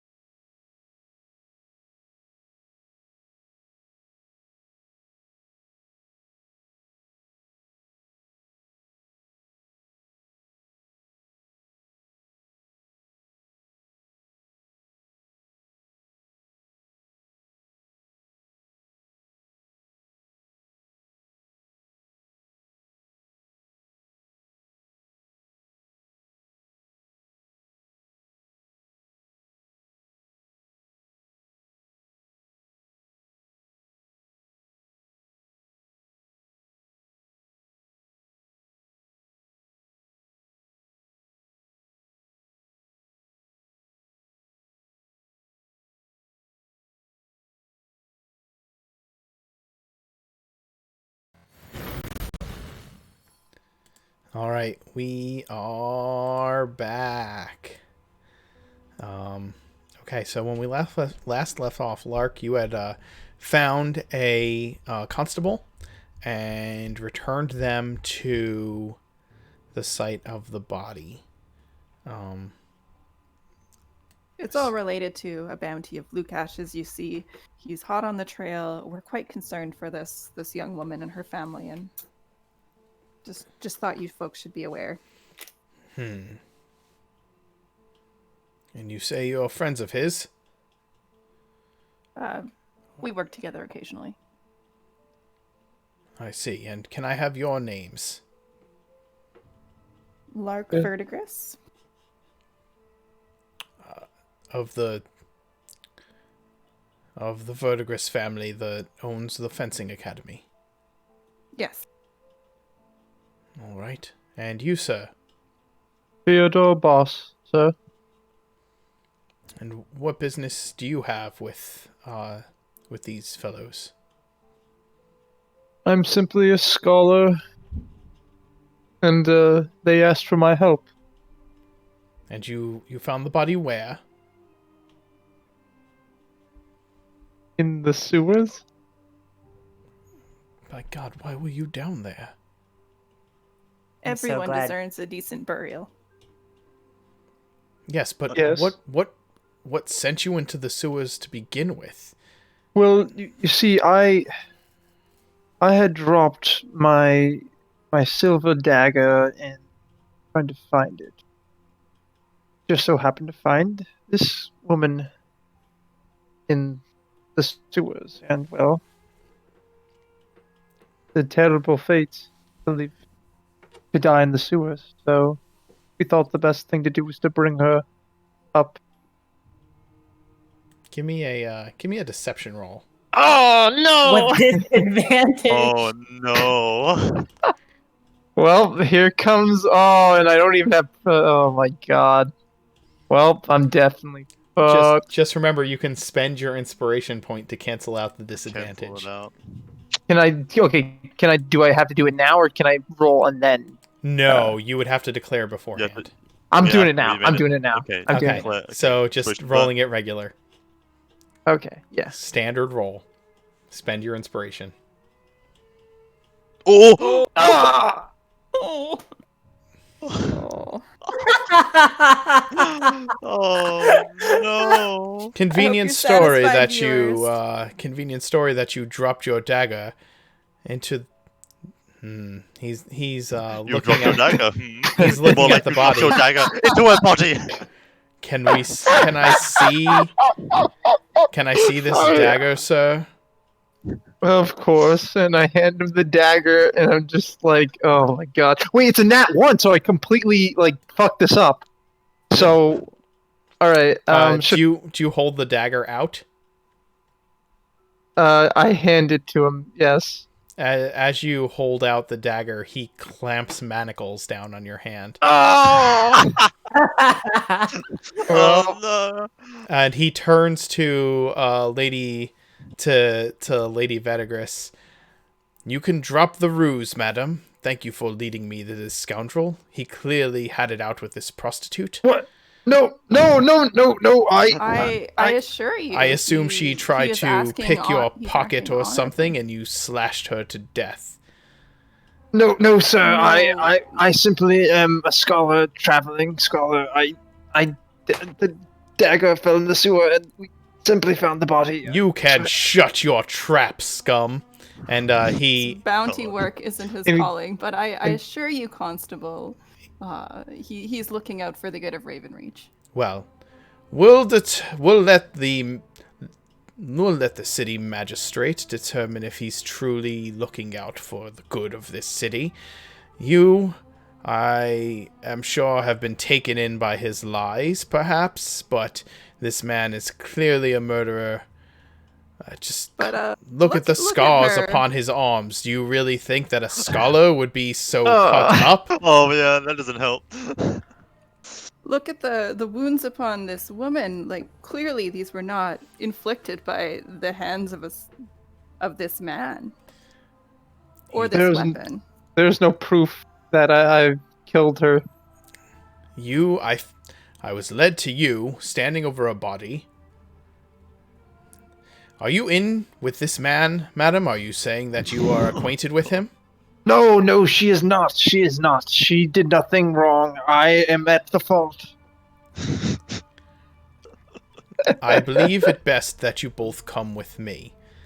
And he pulls out a sending stone and speaks into it. Steal it. Oh man. Secret Society Danse Macabre.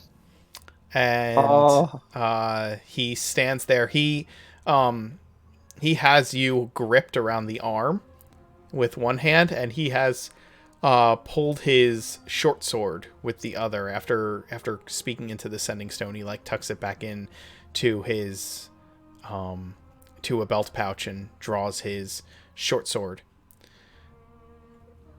I assure you, sir, this is related to bounty work. This is for the good of the citizenry. While I am inclined to believe you, as you are a high-standing member of society, madam, this man is the look of a ruffian about him. He's carrying a blade, and he is presenting me with a dead body who has been ripped to pieces, as it would seem, and his attempts at deceit betray him for what he is. I do not doubt that you think the best of people. Why would you not? But I assure you that this man is up to something. Sir, if I do may, if I was really, in the wrong, why would I hand you my dagger, my one weapon? Why would I? Well, then tell me, why would you lie? What am I to suspect? You standing there with a weapon and a dead body, handing over the weapon to feign innocence. Feign innocence, sir. The reason why I've been standing here next to the body is so that we can show you the body. That is why. Guarding her modesty, guarding her decency, helping to return her to the folks that love her, and refusing to let her rest in a refuse heap. I'm starting to think that Maximilian got the right idea. Several moments later, a carriage arrives with the emblazoned symbol of the town watch, the city watch, painted on the side of it. Two watchmen step out from the back of the carriage, and they're like, and the watchman who you called over said, "We'll get this sorted out down at the watch." Sir, we are losing valuable time. Yes. Hunting our mark. Everyone in. Let's go. You too, my lady, if you care to keep up this ruse, or if you have been taken in by it, we'll determine all of that when you speak to the magistrate. For now, we'll get everyone in, and we will do what needs to be done with this poor girl. And all right. Well, before we get taken, or put in, I get what was it? Not Theodore. I'm Theodore. Edgar. I tell Edgar, go find Maximilian, and okay, get us the hell out of here. Okay. Because he can mimic speech, so I'm essentially saying. Yes, he can. I got your meaning. Yeah. You two, and if you two do not resist, they have you loaded into the back of this carriage. Lark's not resisting. Okay. I'm not resisting. I'm a 52-year-old man. There's nothing I can resist. The two of you are loaded in along with the torn up body. The city watch, thinking they have a Jack the Ripper situation on their hands. I do say a few scoffs here and there, like, man, if this is justice, I'd love to see what would happen if someone was truly at fault. Again, we will determine what happened here in a controlled and contained situation. If you are the scoundrel who did this to this poor girl, you are not going to be let out of our sight.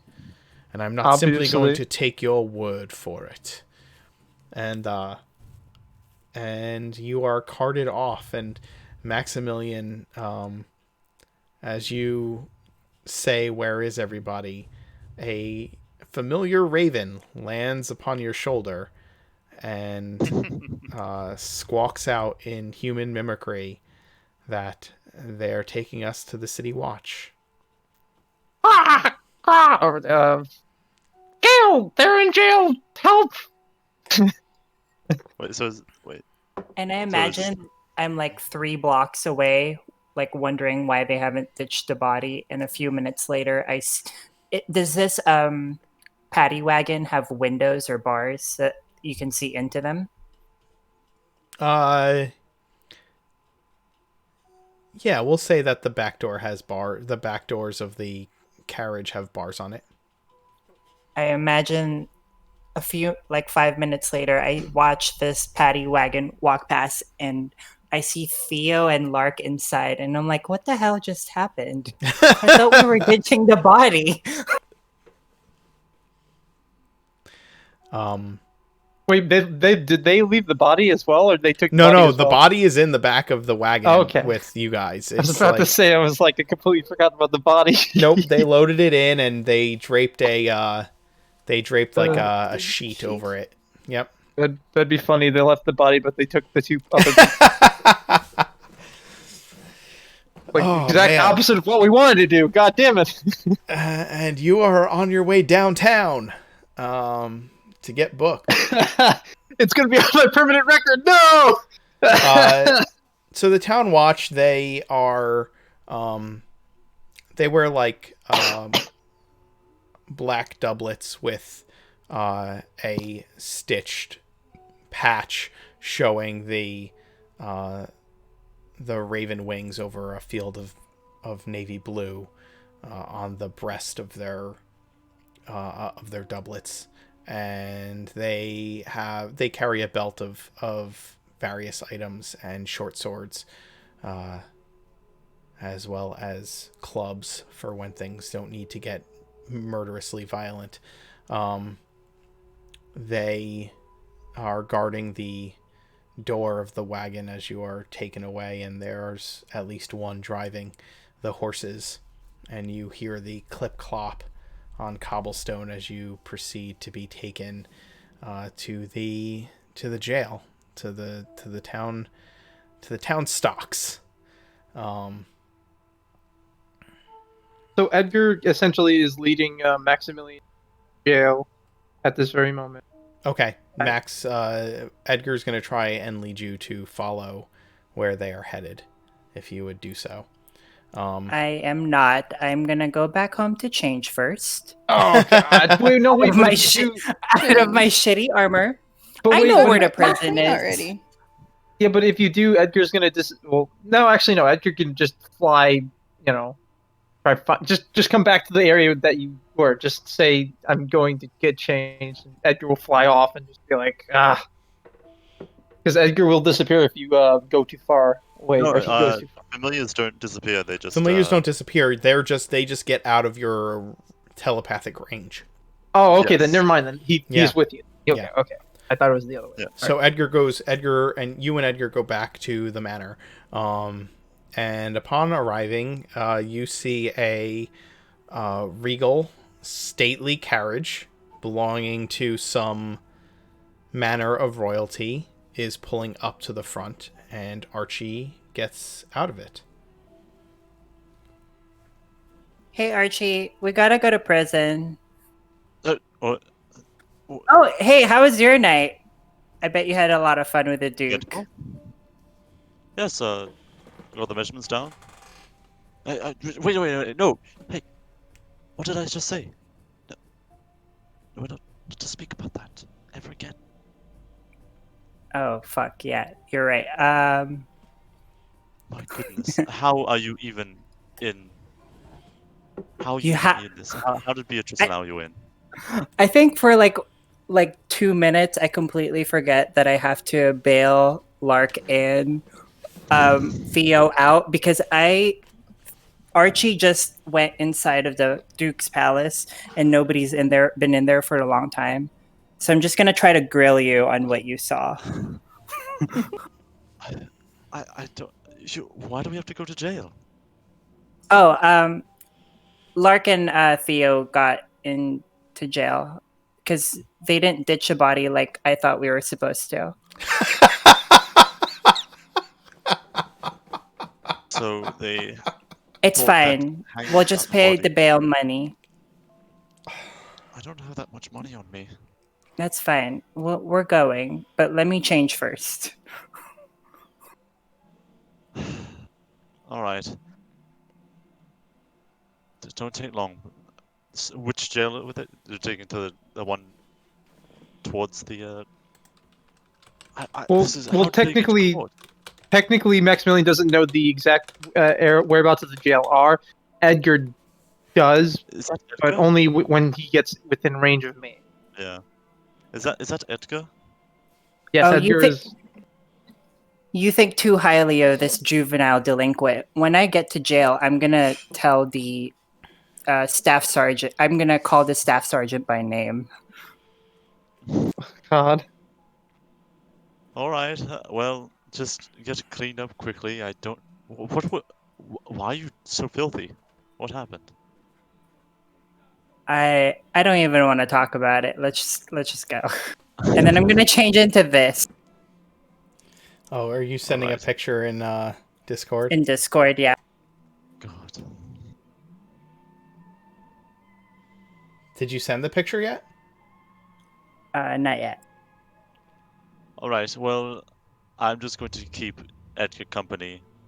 Give him Oh some my food. god. What the flying? Oh my God. Very paladin appropriate, In I guess. where do you? I didn't even. Did I make that for you? I can't remember. Why would I agree to such things? Oh right, I was broke. Ah, great. Okay, let us go. Oh Are my you quite God. done? Alright, I have to show everybody in chat It's what the hell ridiculous. you're wearing. Every time Maximilian changes into a new outfit, we have to show it in chat now. Oh, great. Oh god. I can't believe I Did it could- pop up? Hold Yeah. on. It's not that. Oh yeah, it's clearing up now. Also, you can just put a link for the image. I'm It's- pretty sure. Just Yeah. click it. Here, let's Ah, goodness gracious me. let me put it on one of these pieces of parchment so it's easier to see for everybody. I'll just throw it on this parchment here. Hey everybody, this is what Max has decided to wear to the jail Prison. in order to free his compatriots. All right. Let's get a real good look at it, why don't we? This way you can all have a field day with this image here. There you go.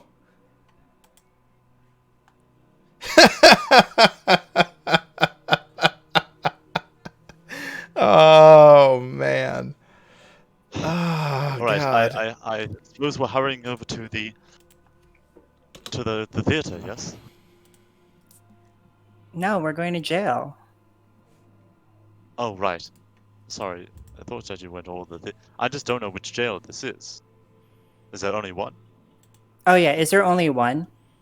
I mean, no. There's different districts in the town, right? So you'd be headed to the city watches,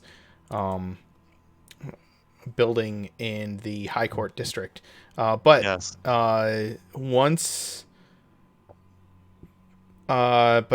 Edgar can probably eventually figure out where you need to go, right? Being that he can eventually, as long as he's within 1,000 feet, he can get back into telepathic communication with with Theo? Or is it 100? I think it's 100. Yeah, it's It's 100, right? 100 feet. Yeah. Yeah, 100 feet. Okay. Okay, that's Well- a little closer. Or you can also look for the pseudo dragon kind of on a roof near one of the Yeah, but buildings as well. I think that It's fine, guys. you guys would be familiar enough with this district of the city to know where you need Yeah. to go. So The perpetual juvenile delinquent, I know exactly which building I'm entering. of course you do. When we get there, I wanna use one of my dad's carriages to get there, so that you see the symbol of our house and everything. What is the symbol of your house? Oh, I haven't decided yet. Okay. It would be blue because we're river related. If you want one of the main sources of my income, I'd have long ago given up on you. All right. And then I walk up to the person like up front on the desk and call them out by name. Yeah, Because there's a... this is somebody I would have interacted with this person at least once before. Okay. Hey, I'm actually not here to bail myself out. I'm actually here to bail somebody else out for a change. I assume if you were to bail yourself out, you'd already be out by now. Okay, well, so how much is it for the two, for the suspected murder guy and Lark Verdigris? How Let's much see is if it they going to be? actually have bail. We don't know if they have bail. I'm fully going on full steam ahead, assuming that they do. Yes. Let's make our way to there first. Alright? I think this might take a while. Assuming that they've been arrested for unknown reasons. And I think being all together in one place is highly suspicious since we are going around town as a group. So, should I just do the talking since he's already aware of you being in... Oh no, are you involved at all? Have they... No, I ran away from the body. Alright, did Edgar tell you why they got arrested? Edgar told me, Assuming- right? No. But No, you could Oh. probably piece it together. Yeah, we were supposed to leave the dead body. I bet Yes. you they think that they did it. I'll let you This know is when exactly you get why there. I ran okay? away. I will let you know when Edgar- you actually get there. Yeah, when we get close enough or whatever, and you can ask Edgar or whatever. Okay, we make our way towards the High District jail. Since that's the closest to the theater, I assume. Okay.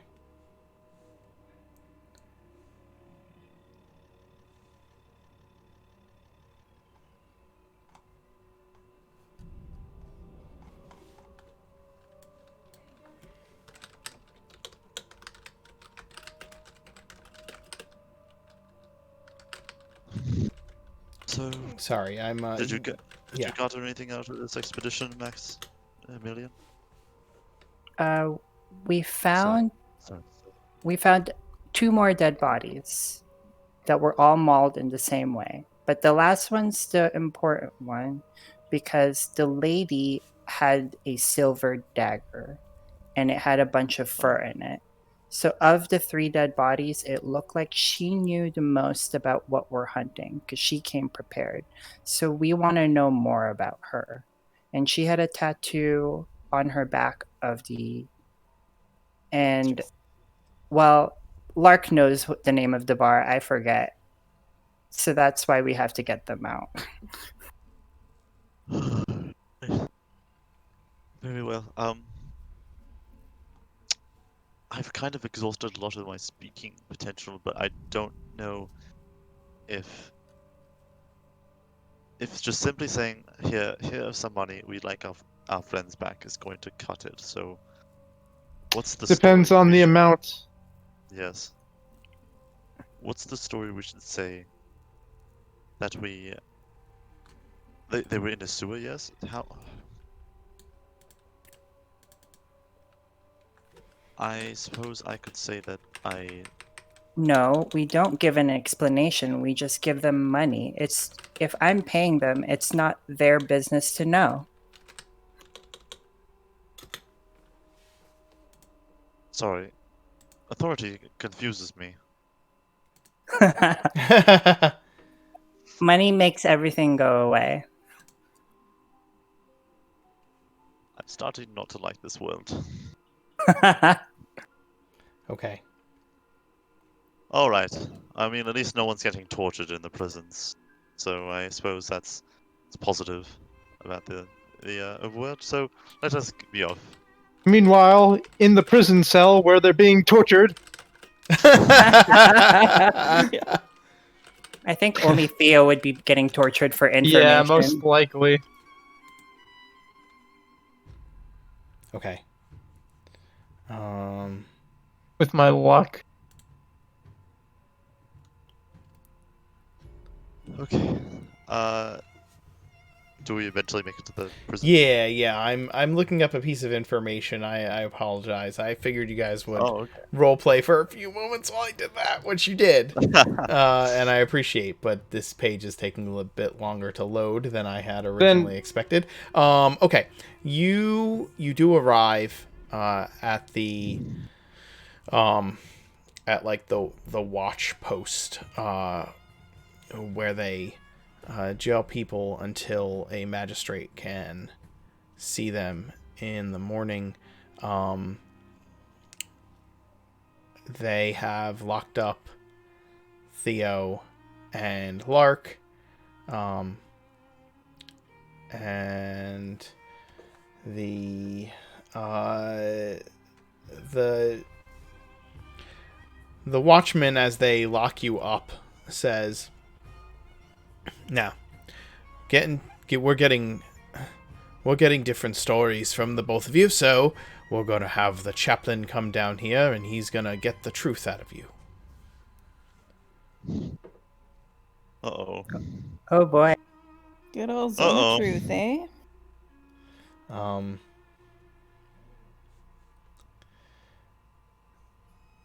In the meantime, Maximilian and Archie, you arrive at the watch house, and there is so the watch house, it's basically like a place where the city watch like hangs out while they are not out patrolling, and as you enter, there's just like an entryway with a desk, right, and somebody sitting behind it. They've got like papers or parchments on the desk, and it's just a watchman that sits behind it. Maybe like you said, a watch sergeant who sits behind it, and behind him is just kind of like a stone wall with a big reinforced wooden door that has a barred window, and it's a very utilitarian building, right? Yeah. And you come inside, and he's sitting there. And yeah, you've interacted with this man before, Maximilian, as you've spent some nights locked up and jailed in here until you were either bailed out or to just like sleep off your disorderly behavior. Maybe once or twice before. I'm the paladin, guys. And this is Sergeant Michaels sitting behind the desk. He's a rounder man, mostly barrel-chested, still well built and has these thick brown mustaches that kind of curl at the ends. And you walk in, and he's immediately suspicious. Oh, what are you doing here, boy? Hey, Michaels. What's up? How are you doing? Haven't I asked you to refer to me as Sergeant? Okay, so anyway, I have a couple friends here, and as I do this, I'm knocking my knuckles against the desk that he's on, and in between my fingers are gold pieces. And so anyway, I have a couple friends in here that I was hoping I could bail out tonight. You might have heard of them, Lark Verdigris and an older guy named Theo. How many coins are you knocking on the desk? Well, I mean, in between, so three. Three But that three could gold change. coins. Well, Do I then see he'd him make an offer. Do I see him eyeing the coins? Yeah, he's eyeing them. I'll just like accidentally drop them onto the desk.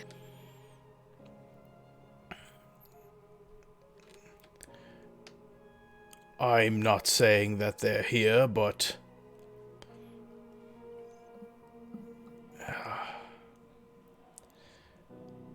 this man is suspected of murder. I believe that would mean he has...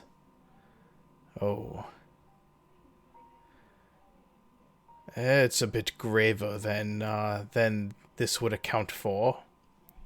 And he kind of...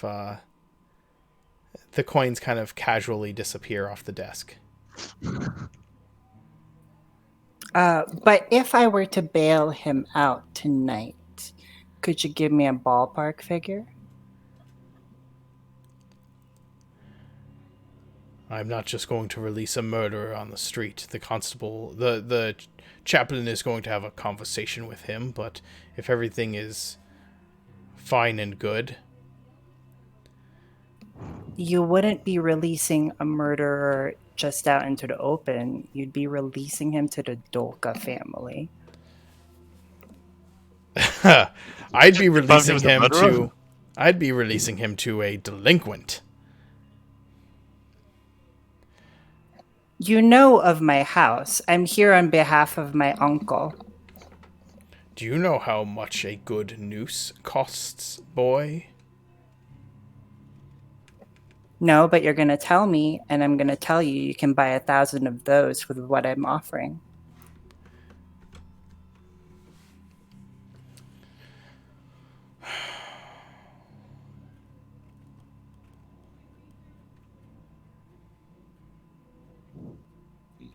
Why don't you take your argument and lay it out on the table here for me to see? How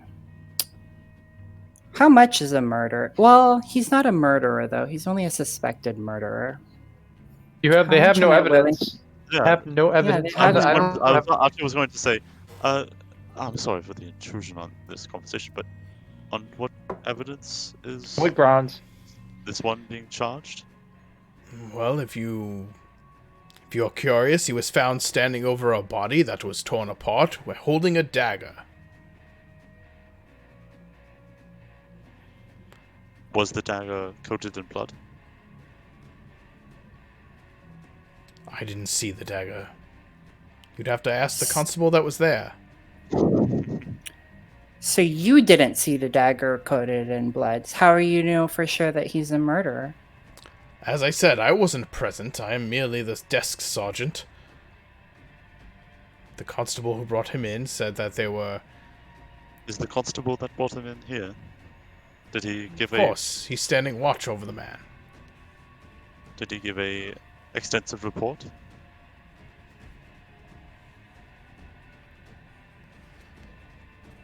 I'm sure he Did he- did. Did he clear any sort of personal sort of vendettas that he may have against this man? What are you implying? My friends have been causing a bit of ruckus around town, and it's not too far to say that they have garnered the ill will of many people around the various bars and taverns. They are quite rowdy, but they are by no means assailants. I see, and I am supposed to trust a man in a mask with this information. Okay, this is taking too long, and Maximilian voices that out loud, and I cast command. Okay. What are you doing? Oh man.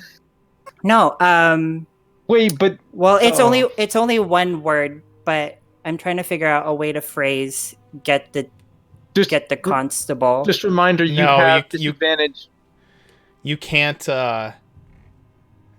just like give him a long drawn out command. You can I give know. if you So cast I- suggestion, then you could give him a suggestion. If you cast command, it needs to be a one word command. Grovel, Yeah. drop, like something like that. That will cause him to have an immediate reaction. Like even if you said like fetch, that's not going to cause him to go get the constable. You know what I'm saying? Okay. That's far too Okay. complicated of a Vague. Yeah, it's far too complicated for you to be able to do that with command. Listen. Okay, in that case, charm person. Oh, DC shit. 13. Okay, he's gonna roll to see if he succeeds on I give him a 1. that. Oh, I give him a Portent. 1. Portent. Actually, Sorry, a 6. Sorry. A sorry, 6. Lundy. Your evil boon fails because he was given a Portent. I gave him a 6 to see what happens there. So yeah. All right, so he is charmed by you. Look, Michaels, this is going to take us all night, and the fastest way we can just get through all this is if you get the constable, so we can sort this out quickly. Yes, you're right. He gets up and opens the door and heads back.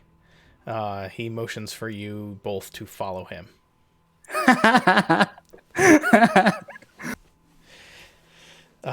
You follow him back to where the cells are, and the constable is standing watch over the two of them. Let me just read that quick so I know exactly what the confines of your spell are. It must make a wisdom saving throw. If it fails the saving throw, it is charmed by you until the spell ends. The charmed creature regards you as a friendly acquaintance. When the spell ends, the creature knows it was charmed by you. Okay. All right. What does Max care if he knows?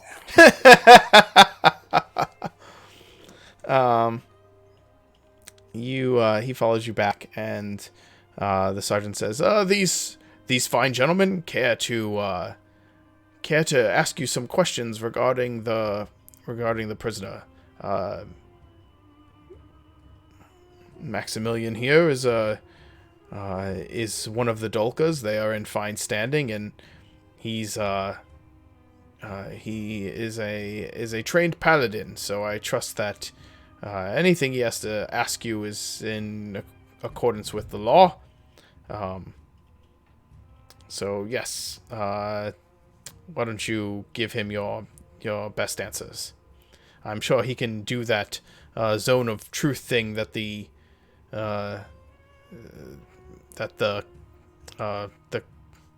chaplain could do as well. I'll leave you to it. And he starts heading back to the desk. Did he just say zone of truth? Yeah. Yeah.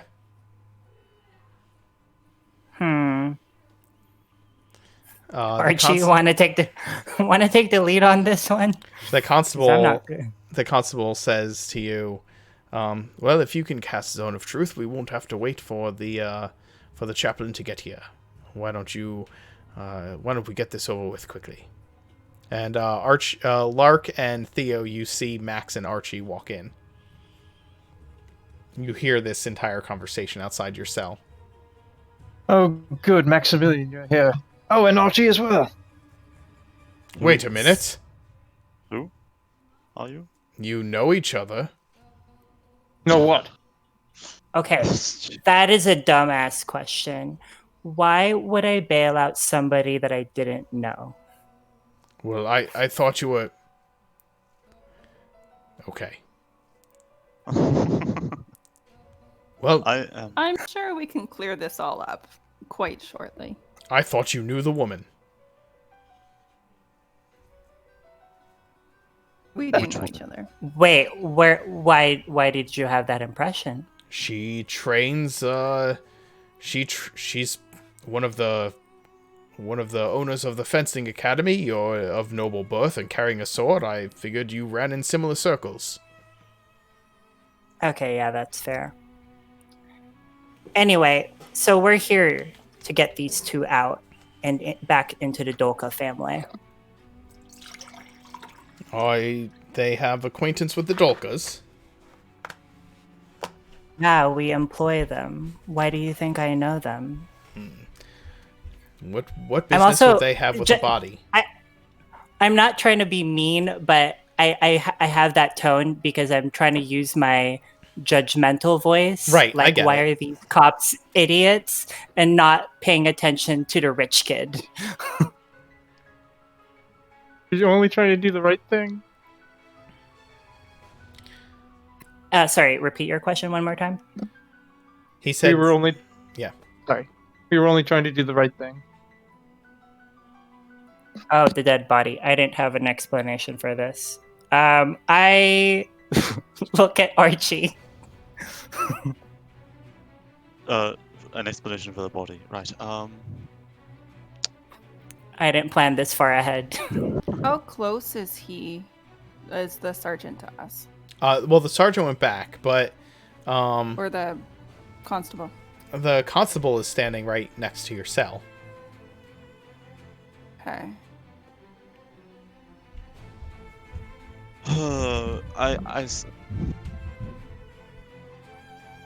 Did you investigate the body?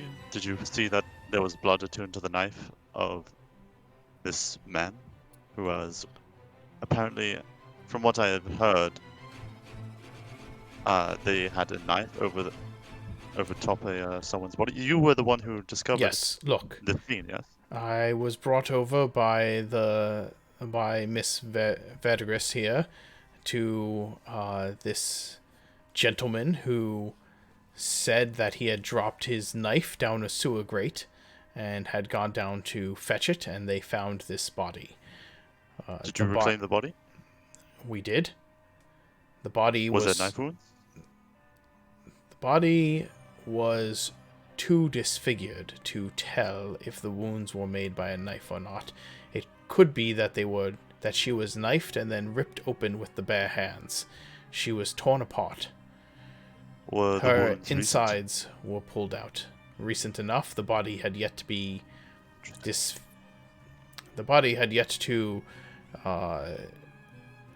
turn in any way. There was not a smell about it. It seemed... the blood still seemed wet. And this man attempted to hand over a dagger, and his explanation was clearly faulty. He was lying through his teeth about what he had done and why, and so there is suspicion that he was involved in the woman's death. Far be it for me to assume that that is not true. So we apprehended both so that a magistrate can speak to them in the morning, and we can have our chaplain come and ask them questions rightly.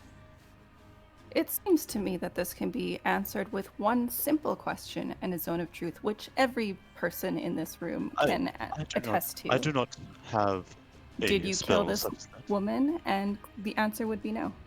So Yes, I do have one Simple. thing that could garner us a simple answer, and apologies for this intrusion of the mind, Boris, but I do need to see if you are a true friend of mine, and I will cast a minor illusion to make it look like I am sort of making this sort of magical smoke effect around Theodore's mind and trying to extract some sort of truth. And being like, tell us the truth. Did you murder this woman? No, I did not. Archie, give me a performance roll. Can I help in any way? We did not before, so Well, because you have disadvantage on this roll. You do. yeah, Nope. You could use your inspiration point to counteract the disadvantage. this would help. So I'm going to counteract. So using the other inspiration point. Okay. Make sure you guys check off that you've used your inspiration points because you're still all glowy. Yes. Yay! Wow. The constable Fuck yeah. steps back from you, quite impressed, and sees the magical effects floating about the head of Theo, and Theo responds to you with his negative response that he did not kill the woman, and the constable kind of looks at both of you. Lark raises her eyebrows. It would seem we're done here. I'm already leaving the room. The constable, where can we find you if more questions need to be asked, sir? Shit. And he unlocks the cell and opens the door. You know where to find us if you have any more questions. Let's go. This has taken up enough of my evening. I'm a private investigator. Emphasis on the private. And I turn away and leave. And as I leave like the entire facility, I'm like, this has been a big day for me. Did they take the chains off of me or the? Oh yeah. I have to like hold that in until they leave, until my allies also leave. All right, so we're all walking out now. Yes. All right. Well, Edgar hops Down onto from the my roof and rejoin. Yeah. Perching on my shoulders and cooing happily.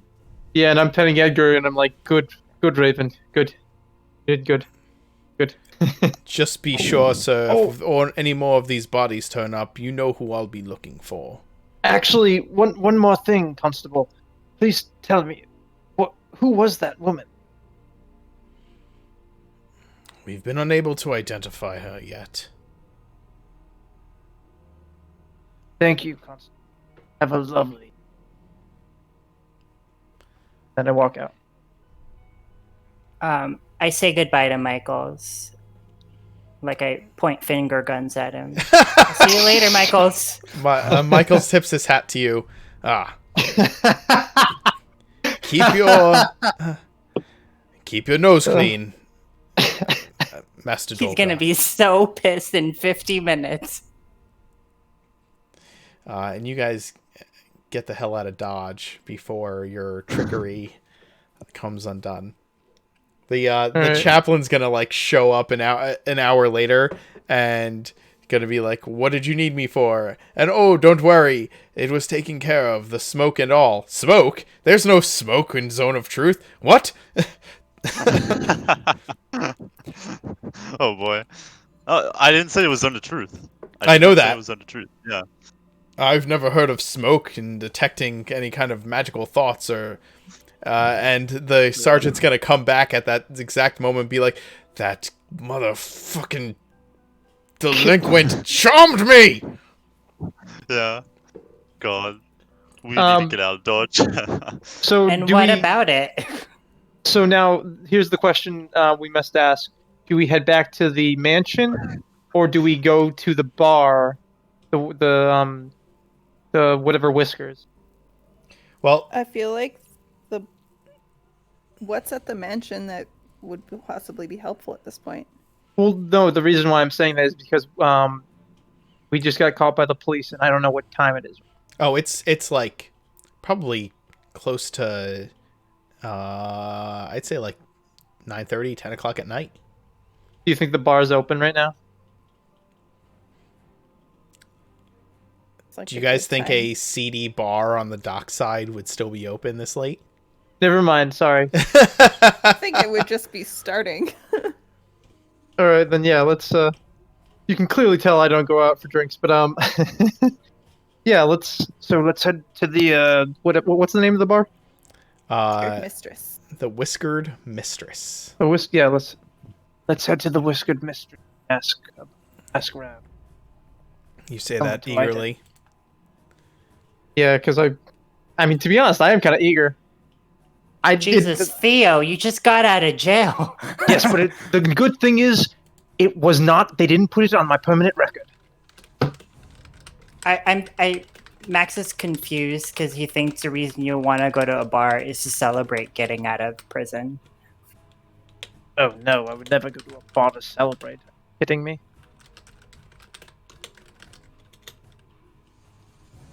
Any particular dishes I can recommend from previous visits?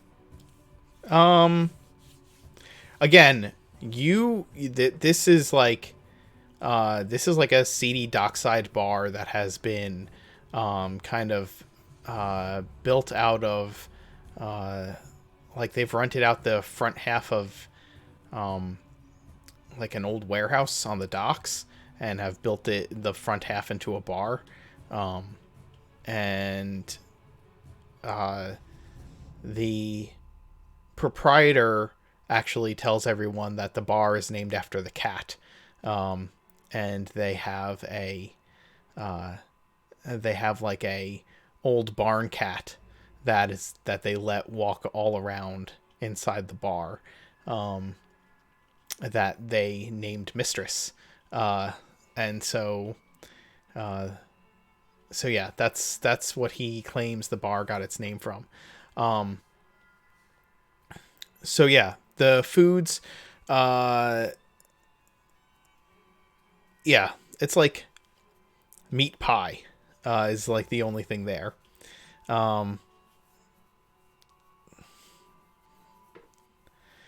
And let's see, they have that. Well, they probably have like fish stew and things like that. You probably wouldn't recommend any of the food, but the beer's good. All right. I'll recommend the beer then. It's not terrible. Do they have any wine? Hey. The docks. Are you kidding? Yeah, they have wine. You wouldn't recommend that. They'll have an ale, I guess. You arrive at the Whiskered Mistress, and the moment that you all walk in, the cat immediately greets you at the door, which she apparently does to all guests, and rubs herself along against your boots. Aww. I'm quite fond of these creatures. She growls and bounds off to find something more interesting than all of you once you actually get into the bar proper. The bar is not big, but it is fairly full. And the bartender is and proprietor is a round matronly woman who has entirely too much eyeshadow on, and she has this dirty rag that she's cleaning out a beer glass with. How can I help y'all? I'm looking for someone. And I'll make the prestidigitation image of the woman's face, but a slightly more lively looking version. Ah, that's Laura. What can you tell us about her? She went off earlier tonight with a fine customer of the bar, one of our patrons. Took a fancy to each other, I think. Well, fine-looking woman. can understand why he might take a fancy to her.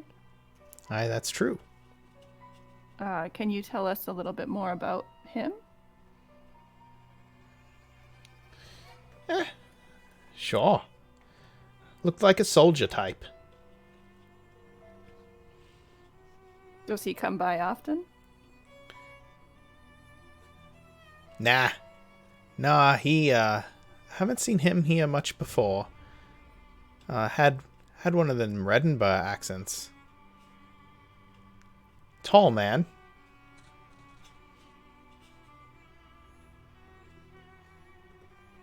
Blonde? Dark hair? Oh, dark, I think, if I remember. Are you looking for the lady or the man? She says shrewdly. Perhaps the man. I'm concerned about the lady. You don't need to be concerned with her. She knows her business. Is there anyone that looks out for her? Other than your fine establishment staff, of course. Now, why would you say my establishment staff would look after a young lady who hung out here? Good for business.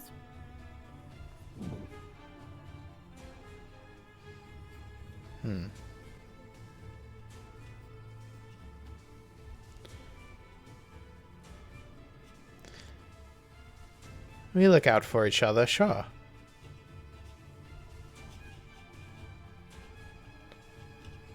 Is there anyone else what's that our- might look out for her? What's Sorry? all of your...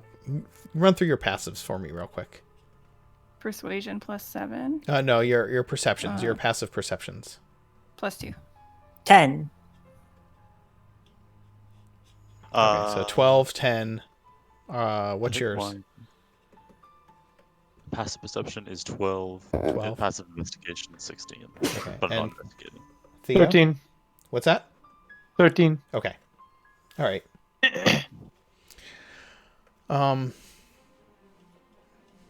You ask a lot of questions, miss.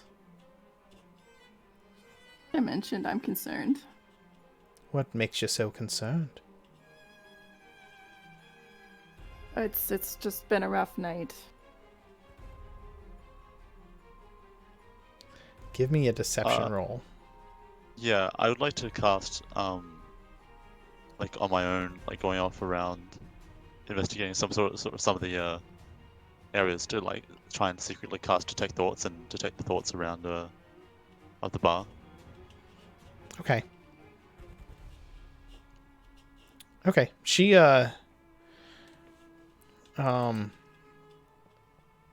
says to you,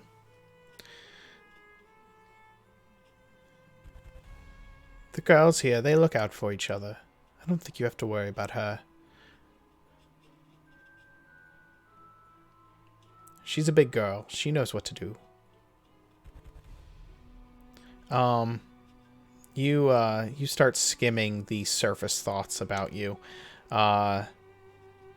There are a bunch of sailors at the bar, and you notice that, and you easily notice that there are a lot of girls dressed similarly to the way that the woman in the sewer had dressed. You do catch a glimpse or two of the same tattoo in like on the back shoulder blade. This bar is small, like I said, and it's just one floor.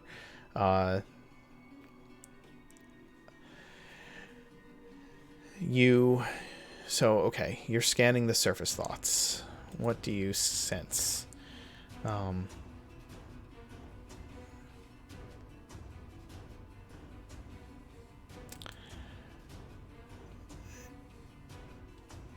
Let's see. Well, there's the fishermen and the girls in the building, and there's the bartender. So who do you want to scan? I first would like to scan the bartender to see if she like has any reaction, initial like surface level thought reaction to the things that Lark is saying, and then I'll look around to anyone who's looking upon the conversation. Um, the surface thoughts of the woman who is talking to Lark. Let's see. When you cast a spell, and as your action on each turn until the spell ends, you can focus your mind on any one creature that you can see. If the creature you choose has an intelligence with 3 or blah, blah, blah. You initially learn the surface thoughts of the creature, what is most on its mind in the moment.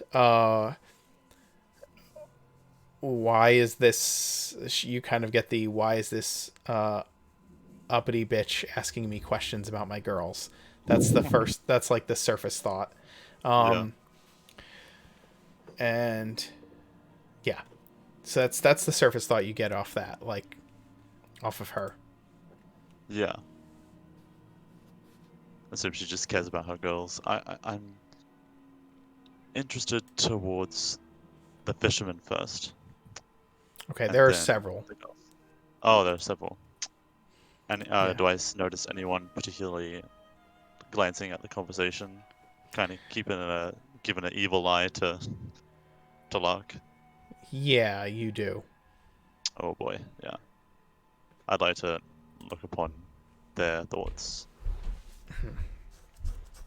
Should we all actually? Should everyone who's not talking? Should we all like roll a perception check for that, or? No, I'm just gonna I'm gonna say that those of you who have a 12 or higher kind of notice that this person is eyeing you up. Okay. As Lark asks questions. Archie, as you scan his surface thoughts, you can tell that he's suspicious as to why, like, don't usually have nobles come sniffing around in our parts. Wonder why they're here.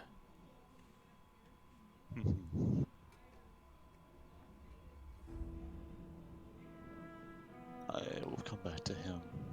Okay. And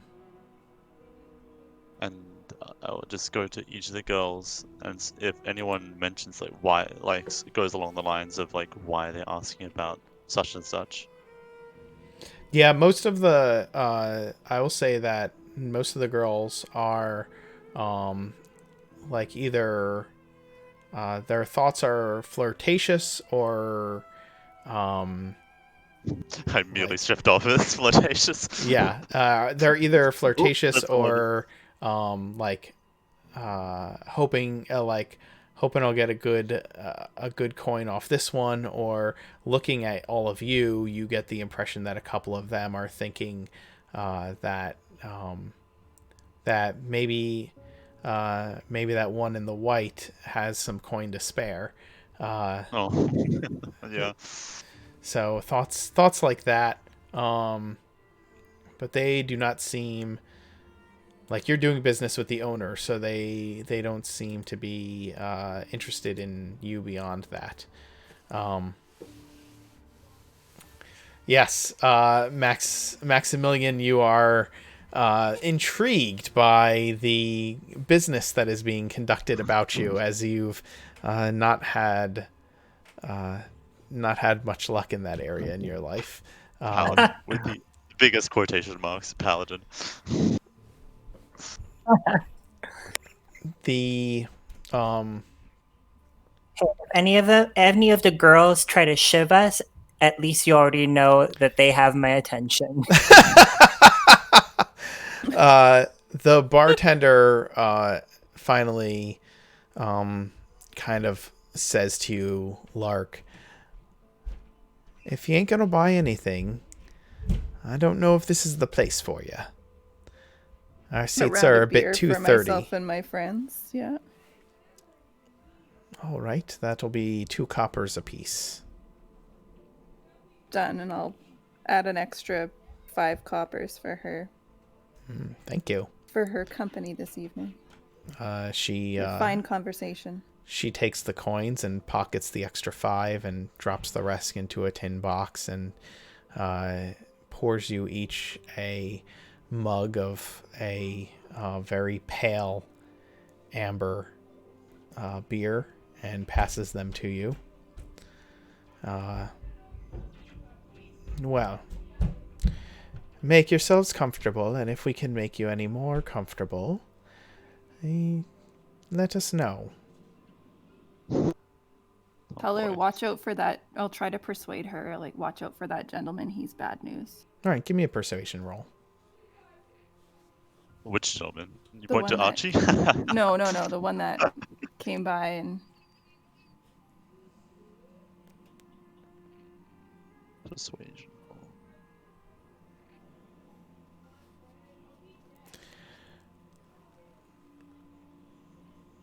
There we go. She takes the gravity of your words and nods. Like, you can tell that she takes you at your word, that something more serious is going on. And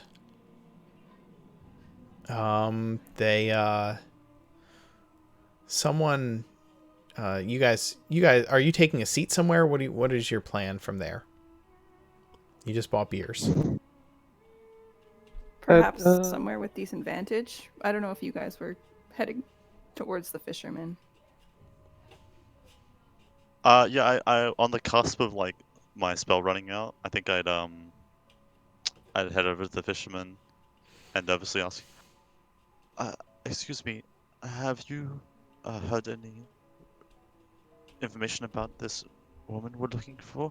Like, nervous, but like looking into his mind to see what he would react to that.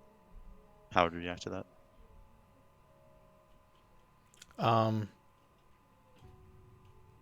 We fear that she might be in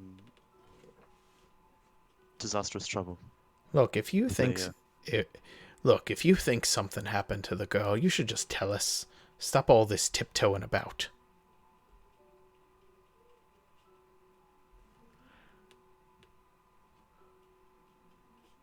What is his mind saying?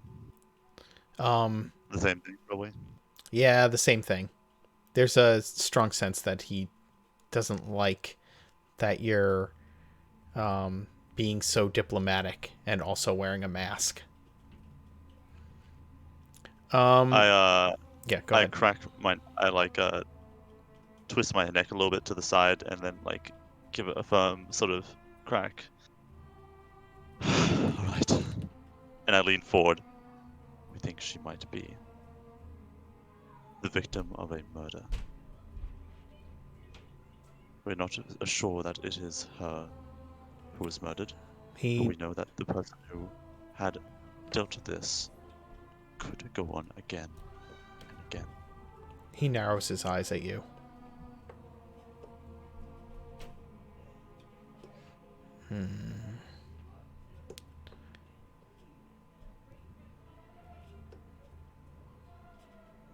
All of you best wait here.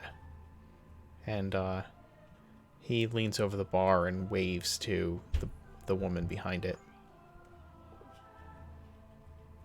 She walks over to him, and he whispers something to her, and her eyes go wide.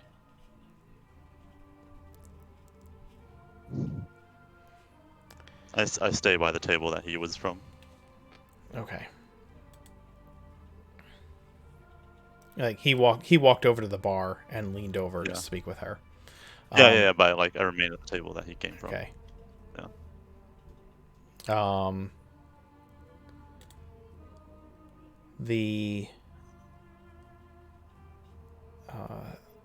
By the way, question. Yes. Werewolves, they don't like silver. They don't like silver, right? Correct. Silver hurts werewolves, yes. If they touch it? That is... Let me look that up real quick. That is a question I do not know the answer to off the top of my head. I feel like... I don't think it's... It'd be uncomfortable, but I don't think it'll make them go, like, agonizing. Yeah. Like, I think as soon as it draws blood, that's when it starts getting painful. Okay, so it's not pain to the touch, pain to the stab. Yeah. Well, darn, that roots out my idea. Yeah, I mean, like, that is very creative, but also, like, You remove a lot of intrigue if you just be like, I tap this person with a silver spoon. Are you a werewolf? Are you a werewolf? Well, actually, Right, I was yeah. gonna kind of just throw a bunch of silver on the ground and see if anyone would pick it up, and anyone who didn't pick it up might be a werewolf. Good Or I could old just, I think- trick. or I could just hand each person a silver piece of silver and be Coin. like, "Here, get a nail." You know. Yeah, All right. that's a good idea. Solutions. Solutions.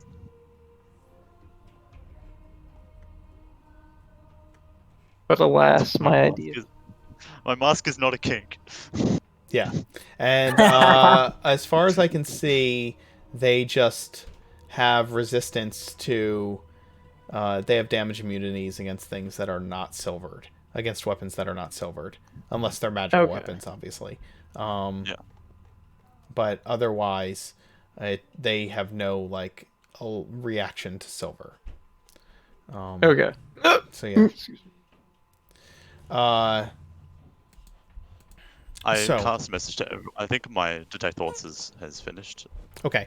in this minute. But also I will cast a message to everyone saying, forgive me, but I think I spilled the beans on the murder. I think everyone should leave post haste. I will remain here. The woman, having been whispered to, looks in Lark's direction and gives a stark nod to the back wall of the bar. It's a clear follow me type nod. Uh-oh. Larko, is there malice in that at all? No, it's like a we need to talk kind of a nod. All right, Lark will tag along, and she'll also get like the girl's rings kind of ready in her pocket as well. And Edgar, I look at Edgar and in my head and like follow Locke, or get on her shoulder, just so I can at least hear what's going on. I'm gonna. Got Edgar on one, Piosa on the other. Got the Yeah. devil and angel, not sure which is which. Either that or just have Edgar like hiding in the other room, Okay. listening on. When you approach,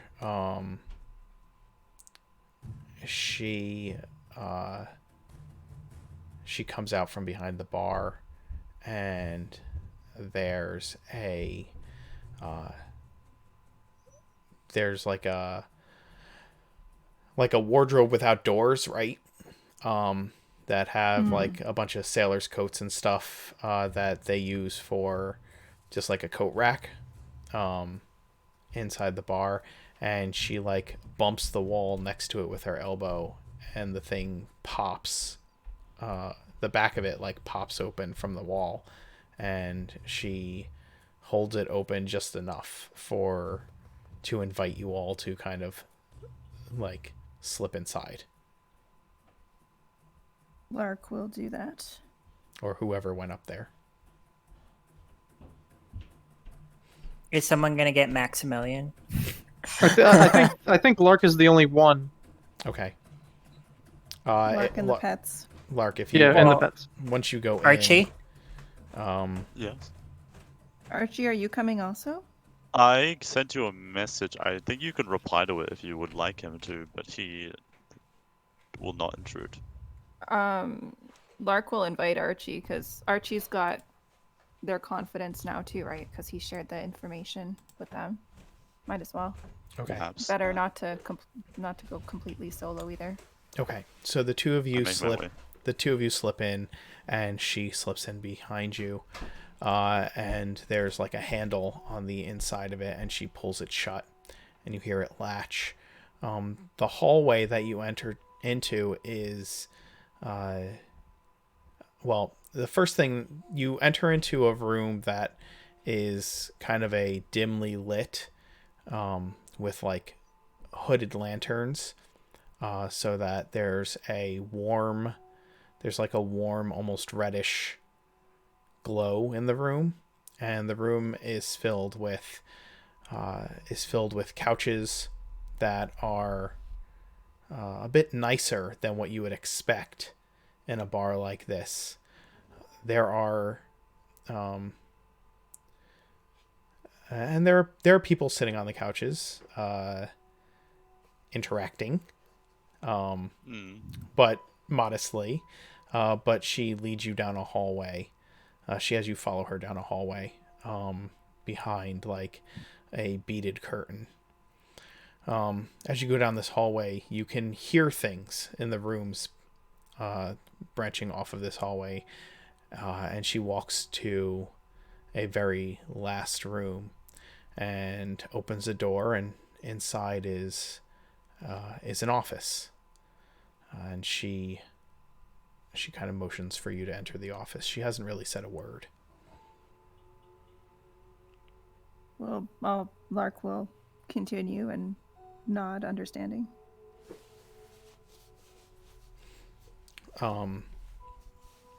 As you guys enter the office and she follows in behind you, there's a handful of chairs on one side of a desk, and then the chair that belongs to the desk on the other side. And she kind of maneuvers her way around to her chair and plops heavily into it, and leans over the desk, her considerable form kind of spilling onto the top of it, and she peeks her fingers together, putting her elbows on the desk, and then and waits for you both to sit. I sit down. So does Lark. As soon as you both sit, she reaches down below the desk, and you hear a click, and she looks at both of you and says very matter-of-factly, "Now, there's a poisoned bolt pointed right at this man's delicate parts. If you won't tell me who you both are, what happened to my girl, and what you want, then I'll put a right quick end to him. You understand?" Is she gesturing to Archie? Yes. I'm gonna have a panic attack. Well, that is a clever contrivance. I You am would- Lark Verdigris, and we are as concerned with the loss of your girl that as you are. We are wanting to track down the man that did this to her. Why? Who are you? Just concerned citizens of Ravenreach. Why would some uppity bitch like you be concerned with one of my girls? It spills over. These are the sorts of things that contaminate a city. I'm her friend, and I kind of have gotten her sort of roped into a lot of vigilante escapades. I think she has... Nobody deserves that sort of end. No. Especially not an end in... What involving happened? She had a blade. We know she was trying to fend him off. I'll put her rings on the desk. We believe she would want those who cared for her to have these. What happened to the- her? She was hard. She was ripped apart. Savagery.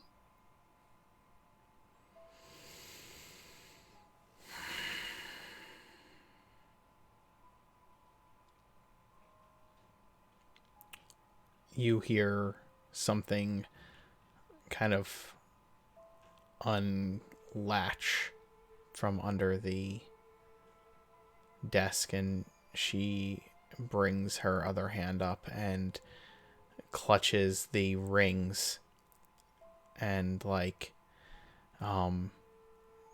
you see several emotions go over her face, and then just says, "Damn it, girl. We're supposed to be careful. Why would she leave with him? You need to talk to Scola." Gola? Aye, Scola.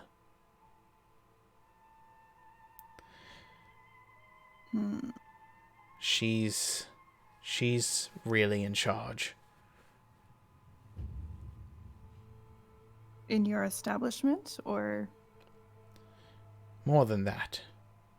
But she'll be wanting to know about this. In the meantime, I'm sure you can understand why we asked you and your girls to be wary. The man who contracted her likely was involved, but we don't have any more answers than that right now. Any information you can give us about this man or anyone he'd been involved with or worked with in the past? He's only been in here this once tonight. Never seen him before that. Just... Did he let anything slip in conversation? Any indications about shops he frequented, or... I didn't hear much of it. Whether he's passing through? They were off together in a corner. They came back here. I thought they'd just get a room like most people. I didn't know they'd left until after she was gone. I just thought he was another John.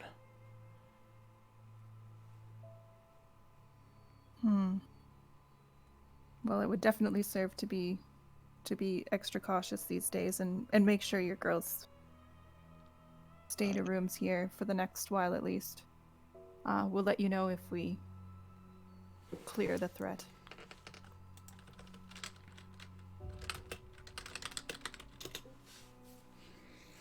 In the meantime, can you lead us to this Iskola woman? Actually, before that, Edgar starts speaking. Look like? What did he look like? She gives you the best description of the man that she can, and she writes down an address on a scrap piece of parchment and passes it over to you. And well, before she does, she takes out a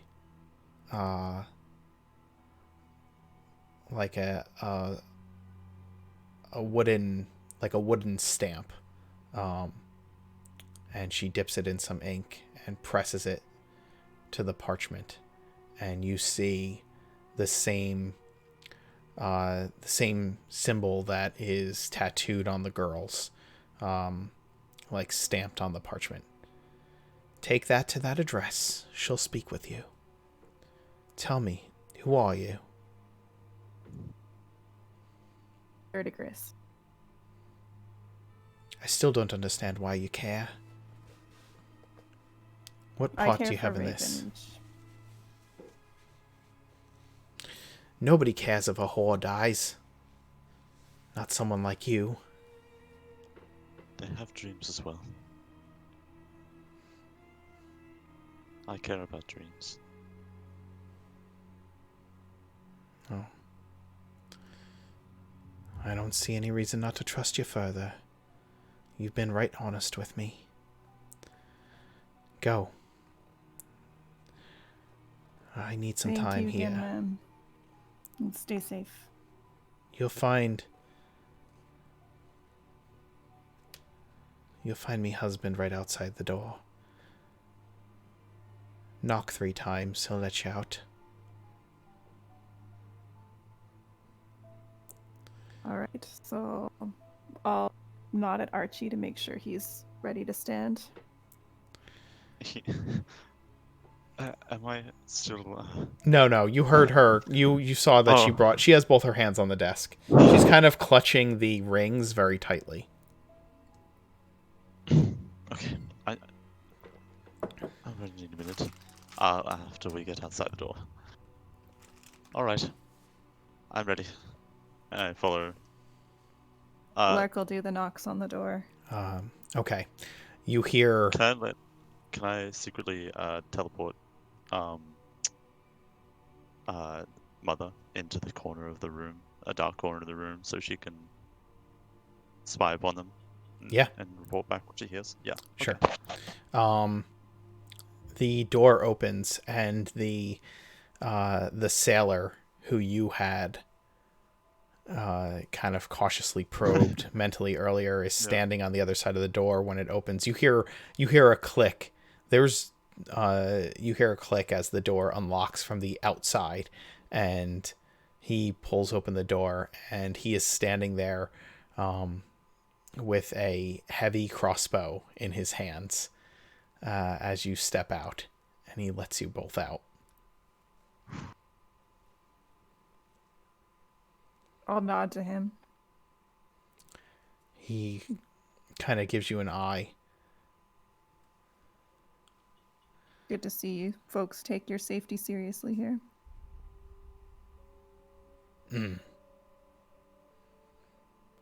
We ain't stupid as people like to think we are. Certainly not. We should leave. Yes, we should. Before Max gets himself into some Oh, sort of right. Max, Meanwhile, as you and Theo have been sitting out there, a couple of the girls have come and sat down at the table with the both of you, unless you shoo them away. Theo Oh, shoos them away. I was gonna say, like, if at the point that we're about to leave this establishment, Max is ready to say, like, to try to pretend that he's a big shot hero. I'm actually part of a secret organization called Danse Macabre. But then before he even gets to say that, he gets like ushered out the door. Yeah, they Oh, come up to yeah. the table, and Theo, you wave them off, and one of them, like with a really pouty expression, is like, "But he's so pretty," looking at Maximilian, and the other girl just kind of pulls her away. Oh god. What are we going to do with you? And you guys head out of the bar. Archie, Mother reports back telepathically as you're leaving the establishment that she told her husband that she just needs a minute, and once the door was shut, she seems to be crying. I'm sorry you had to see that. Alright.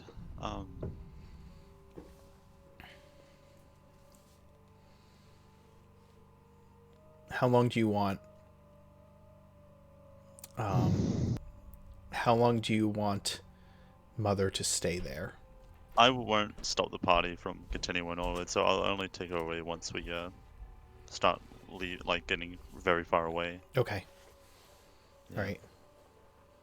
I don't want. I think I've seen enough. Okay.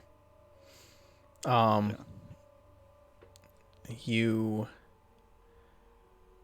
What are you doing from here? Theo asks, what was on the paper? The paper. The piece of paper that was handed to Lark. Oh, it's a writ for passage.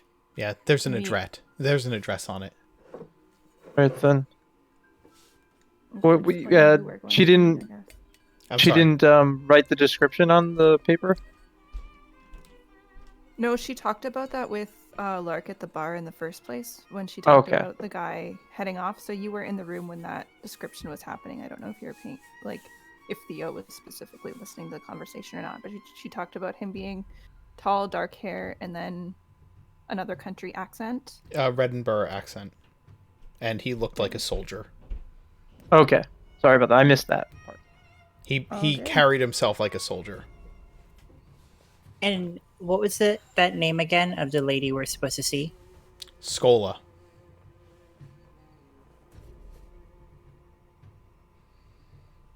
And the stamp that she put on the parchment. Yes. What is the stamp of? It's the same as the tattoos. It's like the face of a beautiful young woman, but with mouse whiskers.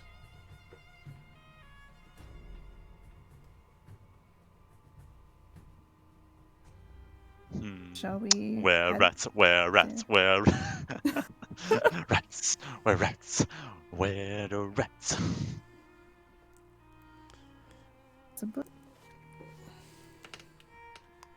So to Icecola, yes? Yes, let's head. Wait, tonight? Really? Yes. Yes. And we both kind of say it like, turn our heads like, yes! like two parents Okay, to like an I just- annoying kid. Exactly. Exactly that. Are we there yet?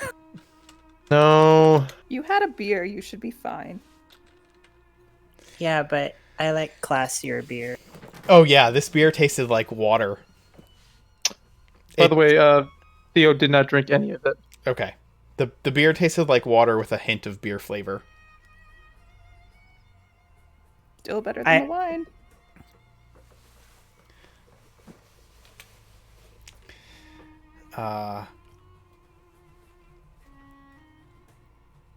I only like specific from this specific mountain by these specific monks. I imagine this is what you're telling us about on the whole walk over to Skola's establishment. You're like, And I tell you like the whole beers listed. yeah, like I tell you the brewing process, how long they keep them in barrels or whatever. The you follow the address while Maximilian regales you with tales of his craft beer, and you couldn't care less. Well, some of you couldn't. Maybe some of you could. You wind your way back through the city, and it takes you a while to get where you're going, to go from the docks back to this area, and it's getting later and later. So like by the time you got out of the jail and wound your way down to the dockside bar, remember you have to go down. You either have to pay to take a wooden elevator that's on this it's like a platform that stands about 20 people, and it's on like a weighted pulley system and hand cranked. You could take one of those and pay the gold cost to take that down to the docks, or you could take the stairs, which is 100. We are not taking the stairs. That's really funny because the Monday group was like, I can walk, we'll take the stairs. And you guys are just like, we're going to pay. Like Max is paying and we all fit in there anyway. So Yeah. Yeah. Yeah, Max is paying. we don't want to listen to him complain on the stair trip. Absolutely. So you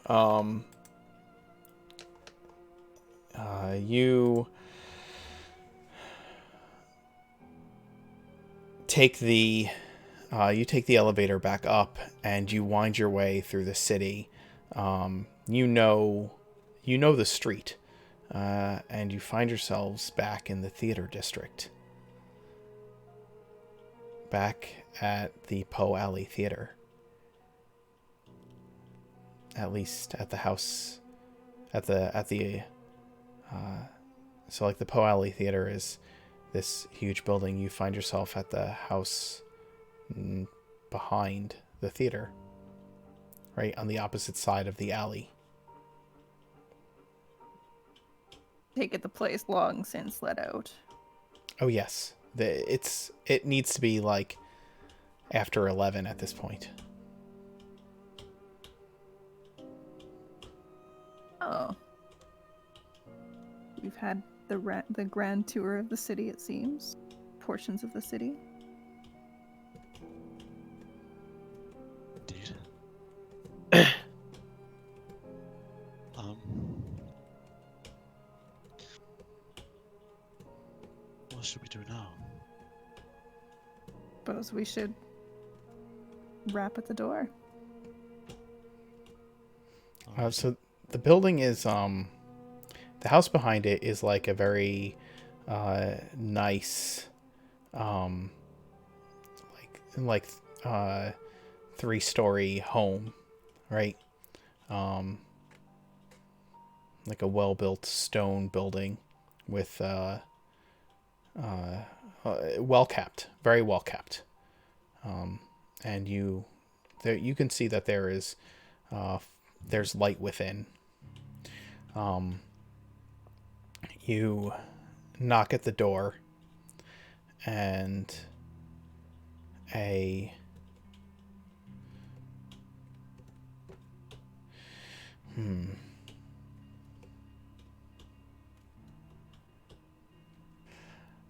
knock at the door, and a young woman opens the door.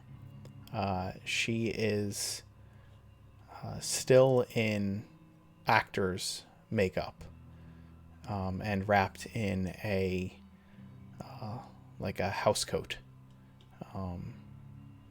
When she opens the door, can I help you? Call in Scola, and I'll present the writ for inspection. She looks at it. Well, come in, please. She opens the door the rest of the way to welcome you in. Lark's ready to enter. Yeah, same. Okay. Yeah, we got all going. You all enter. The first floor of the house has, like, you're in a small hall, and there's like a modest dining area on one side, and a comfortable looking sitting room on the other, and stairs that lead up. Everything's to give it a fair description, it feels like a row home, like a very nice row home. Okay. Where everything feels like it's a little bit pushed together, but still feels warm and homey. And everything in it is not to noble standards, but clearly the ownership of a well-to-do person. And there are quite a number of actors and actresses sitting around the place, drinking wine and laughing and talking, kind of like a just kind of an after show cast party is happening in the house. And some of them turn and look at you, others can care less that you've entered the building. And the young woman says, I'll go get her for you if you wouldn't mind waiting here. No trouble at all.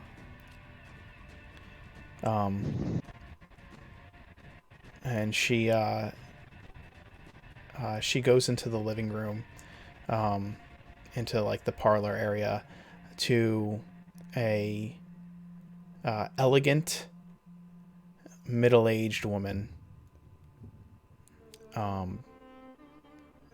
like incredibly elegant and incredibly beautiful. And she whispers to her, and the woman stands up and comes over and says to you, I don't believe we should be talking about this here, whatever it is. Meet me in my office, and we will discuss it. I'll have the girl bring you back. And Certainly. she does. Okay. Before we leave the room, we saw the playbill for the play that we were outside tonight. Right. Are these actors from the cast party the same actors in the Yes. handbill? Yeah, they definitely are. So she goes up the stairs, and after a few minutes, the young woman who had answered the door leads you up to her office, and kind of lets you in. Skola had excused herself from her guests, and you're let into a office with comfortable seating arranged around. She has a desk in there, and she has kind of cleaned up her makeup, and is dressed more appropriately for a business meeting. She leans back against her desk, not sitting behind it, and she looks over all of you and says, "All right. Who sent you?"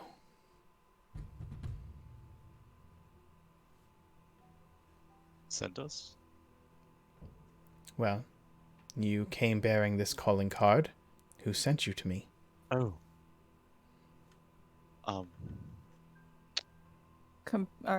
Your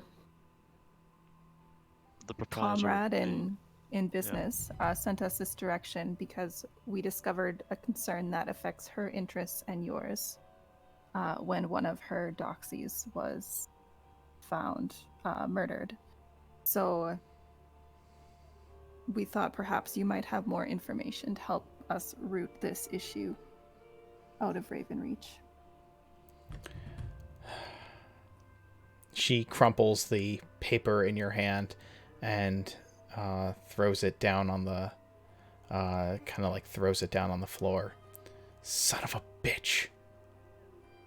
That's 3 in 2 nights, at least." Your stagehand as well, correct? Yeah, Thomas? she's turned around, and like it has like her back to all of you, and it has like slammed her hands down on her desk and is looking out the window of her house that's like behind her desk. And yes, he's hunting us.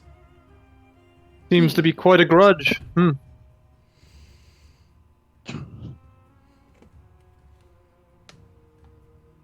Who are you Who is- people? Why are you interested? I've had my people tailing you all night. You've been all over town. Concerned citizens of Ravenreach, you would prefer to see citizens safe. Don't Should give probably me just- that. You're casting spells and carrying magical weapons. You're more than just concerned citizens. She turns around. Who are you? It doesn't take a genius to know I'm not from here. I've kind of roped these individuals into a sort of vigilante adventuring league of sorts. Oh, give me a break.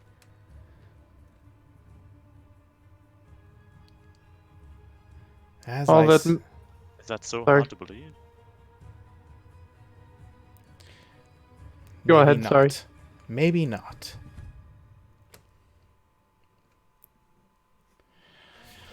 Fine. Oh, sorry. You want to stop this creature? I want him stopped. That can be good enough for now. Yes? Yes. Yes. Perfect. Is payment necessary? Is that what you're in for? Not necessarily. We wouldn't mind it, but no.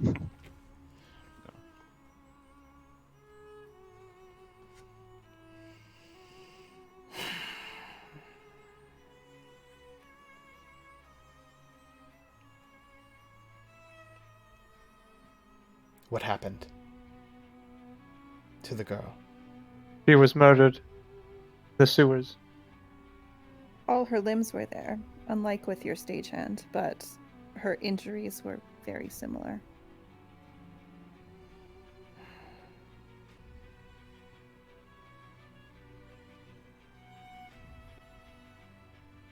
The work of the same creature, likely. She was hidden in the dark place, and we also discovered another child with your playbills. Did anyone fail to report to work this evening? Yes. Yes, I sent some... As I said, I've had some of my people tailing you tonight. Oh, We good, found the then- body after you left it. Then that can be tended to. Hard to think of a child in the streets alone, in that condition. I believe that the man you're looking for is named Carl. Carl Turnland. He's... Carl.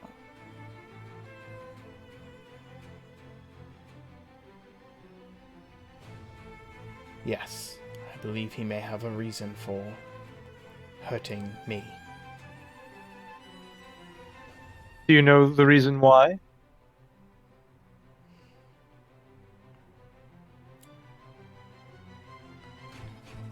He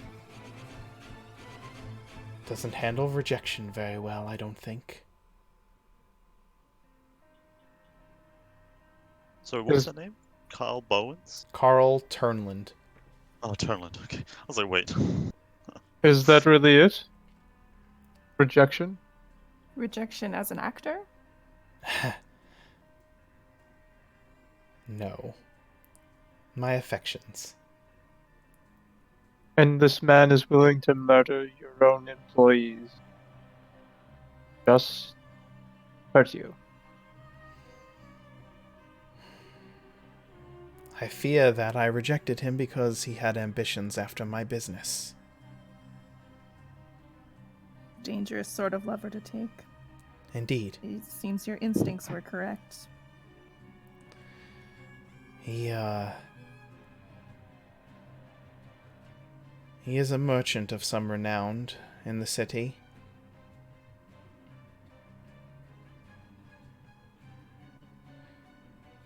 Where can we find him? Now, I do not know. And if he has become the creature that I believe he has, he may not be in control of himself. But Have you or any of your employees caught sight of him in this creature form? no. I have my suspicions, though. Any animal noises, anything that might be familiar, any information we can go in, you understand, will help us stay safe ourselves and help keep your people safe. Sure, I'll give you some information. Carry silver. Be careful in the full moon. I would go to his business during the day. See if he's disheveled, tired. Dark circles under his eyes. He owns an establishment in the market district.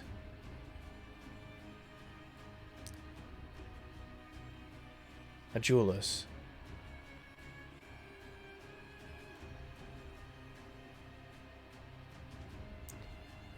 I would speak to him then. And as I said, keep silver handy. Will do. And then Theo just pats his bag of coin, tons of silvers. Lark strokes the raven pommel. That's a pretty blade you have there, miss. Oh, Should be effective. It's thirsty. I hope so. She steps back around her desk and stands on the opposite side of it, and turns and looks out the window up at the full moon.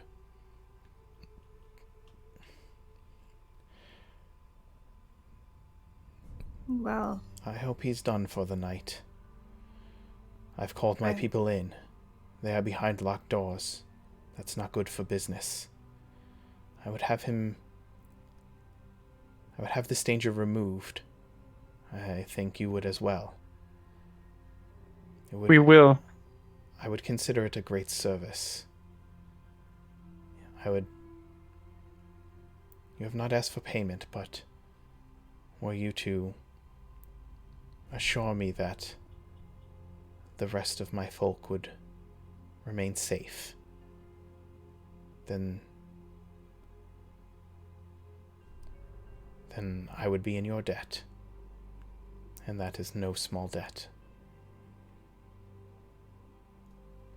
Thank you. We would also like discretion. Discretion, of course. Yes. We can do that. We are good at being discreet. Did you Thank you. notice us following you this evening? Oh, yeah, totally.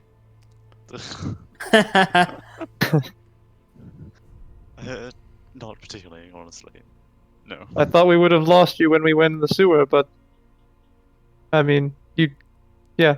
I thought you had seen one of us when you went into the sewer.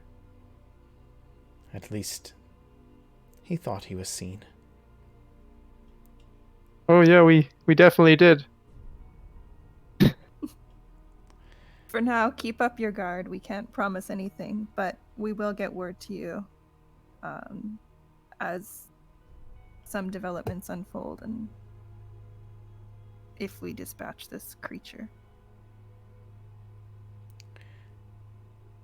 He is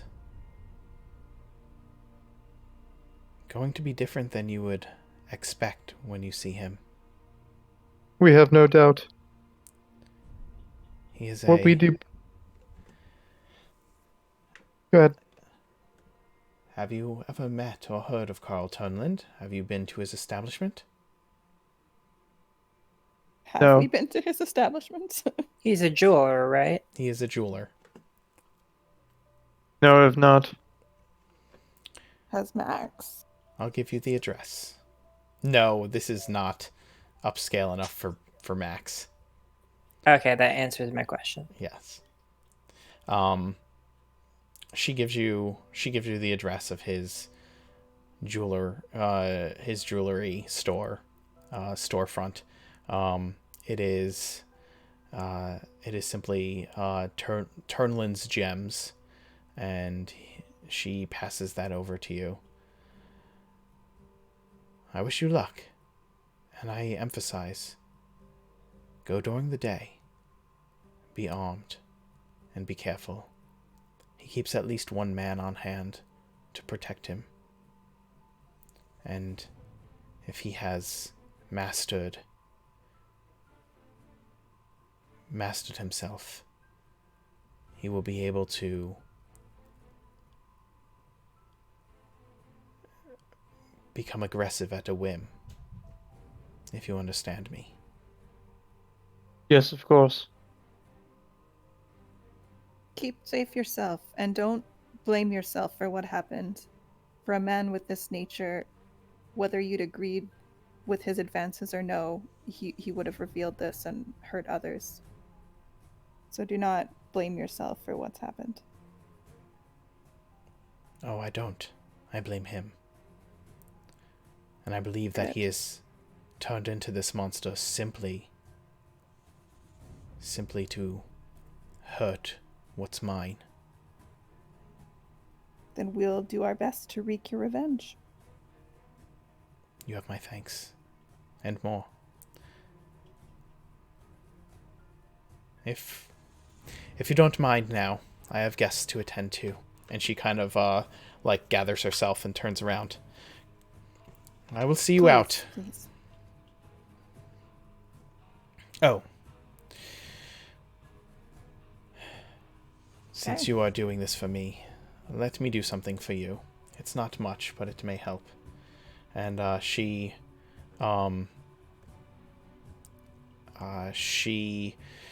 goes to one of the shelves in her office and opens a safe inside, like there's some false fronts to some books, and she opens it and opens the safe. She grabs some things from out of it and closes it back up, and holds them out for all of you to take. There's a case that is about well, there's a case that you can hear things rattling in, and a parchment that she holds out to you.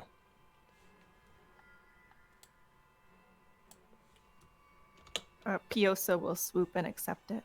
It might be a little heavy for Piosa, just by the look of it. Okay, fair enough. Then Lark will accept it. Okay. It is the case is you take the case and the scroll, and then she leads you out. Right, and I'll pass the scroll to one of the scholars, I guess. So either Archie or Theo. Okay. Archie, you take it. Oh, right. Can I understand what it is at a glance? It's probably a spell scroll, just from looking at it. Okay. Wonderful. Okay. I will identify this later. Okay. She leads you out of her home and wishes you luck one more time, and then goes back to her guests like nothing is wrong. As one does. Yep.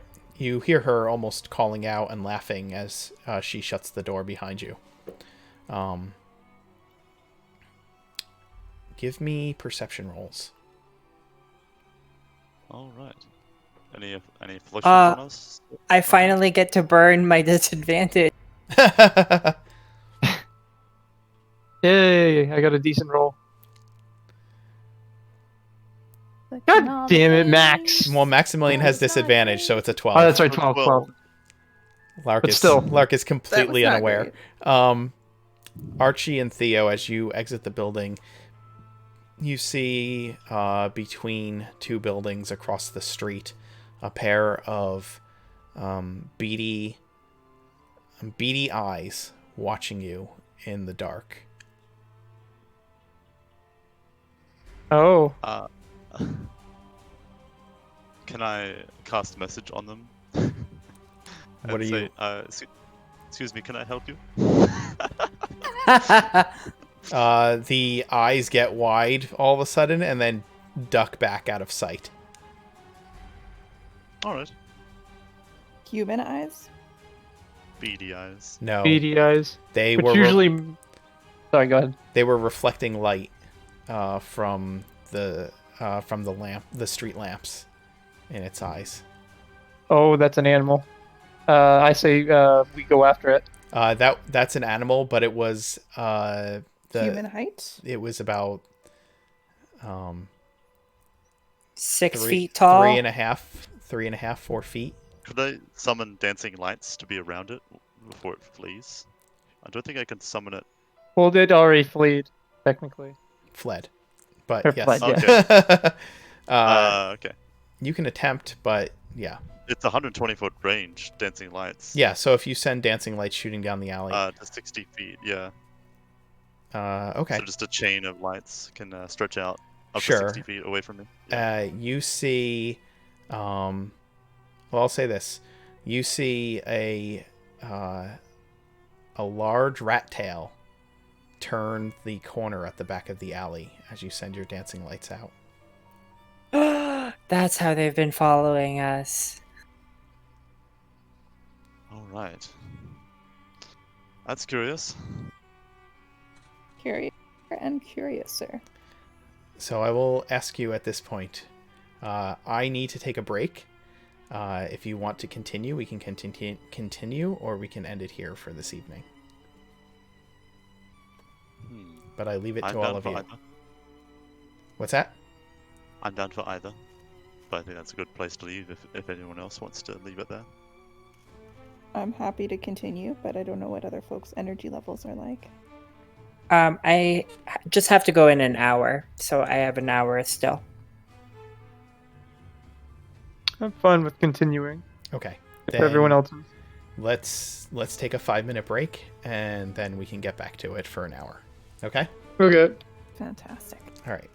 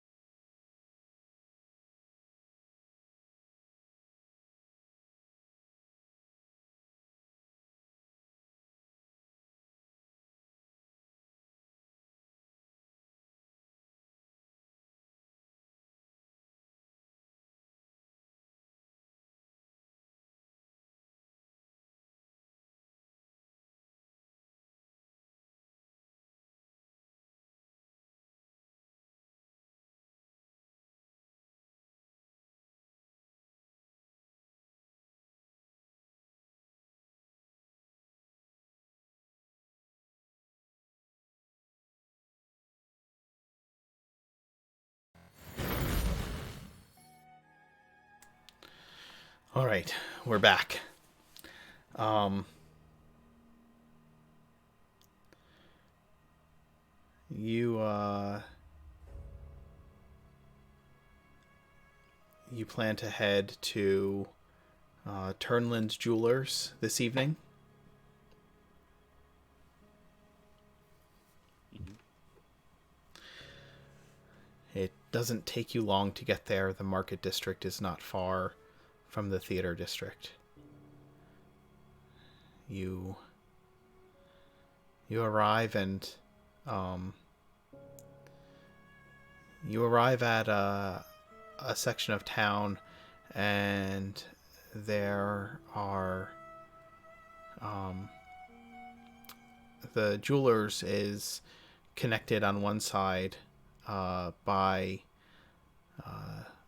a bakery that is clearly, all the shops are closed at this time of night, but there's a bakery, there's Turnland Jewelers, and there's the Peckish Crow, which is a fromagier.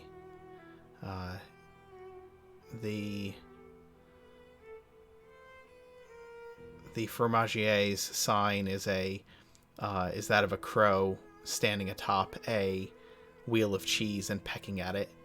The jeweler's is a much more modest sign that simply says Turnland Gems, and has a pool of gems kind of carved into the sign.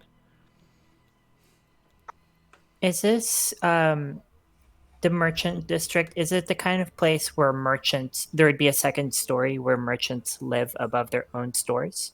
Some. And is there a second story to this one? There is not. These are This is a set of 3 shops that are connected together, and the only possible thing that could be on the second story. There's not a second story to these shops. These are single-story shops that you are looking at.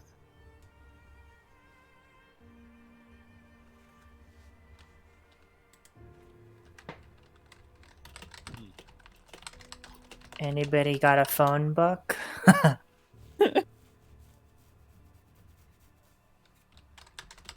So, Not sure what are you we mean, trying guys.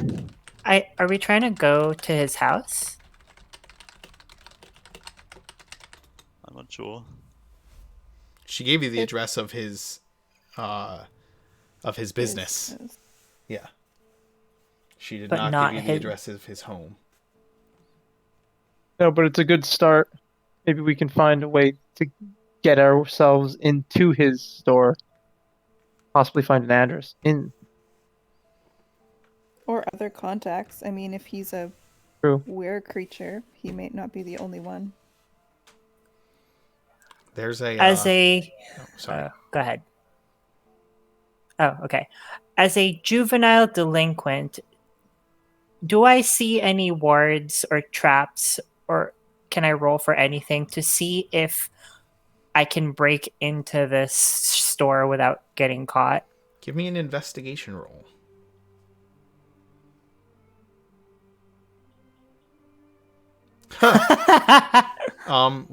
Out front, you can tell that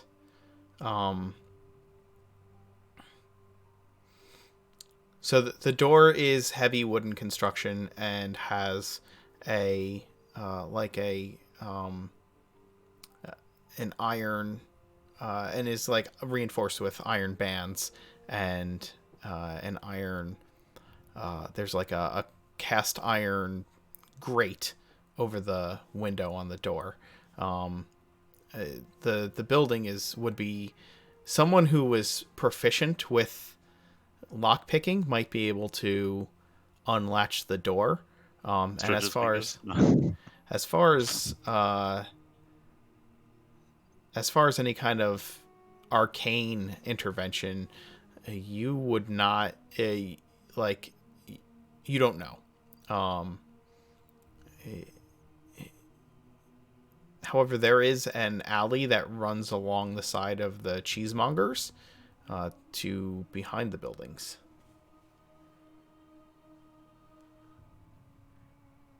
Maybe the back entrance is less guarded. Also, I'm looking around to make sure that there's nobody around us because I feel like we're about to perpetrate a crime and I don't want to witness. Well, it's midnight-ish, so no, there's no one around. I mean, Ooh. we just had a rat tail creature That's true. following us. Give me a perception roll to see if you notice anyone else around.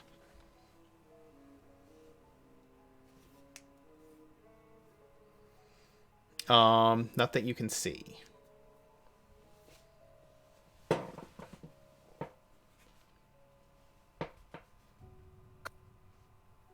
And what's the back door situation? The back door is actually a bit worse. To be honest, there are like stairs that go down to a cellar door area, and it is well, I wouldn't say it's worse. It's a similarly heavy wooden construction. But windows. There are windows.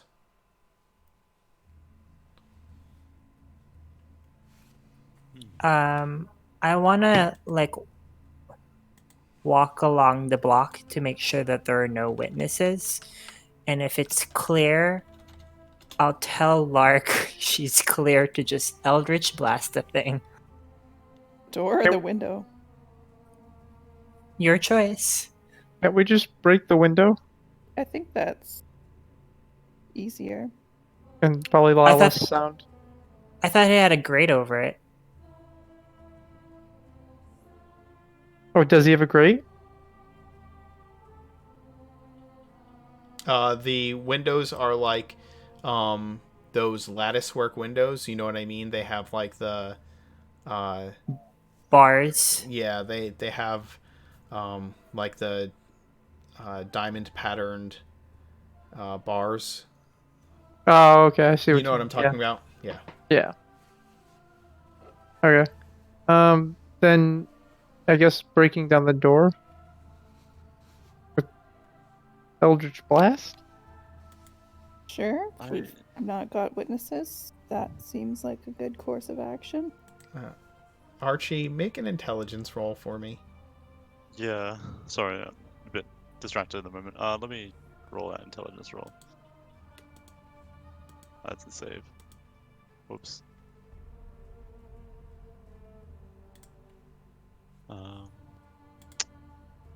That's how I do it. Whoops. Did I do it? 23. There it is. Okay. I will simply tell you that you've cast the alarm spell enough times that you know how it Oh.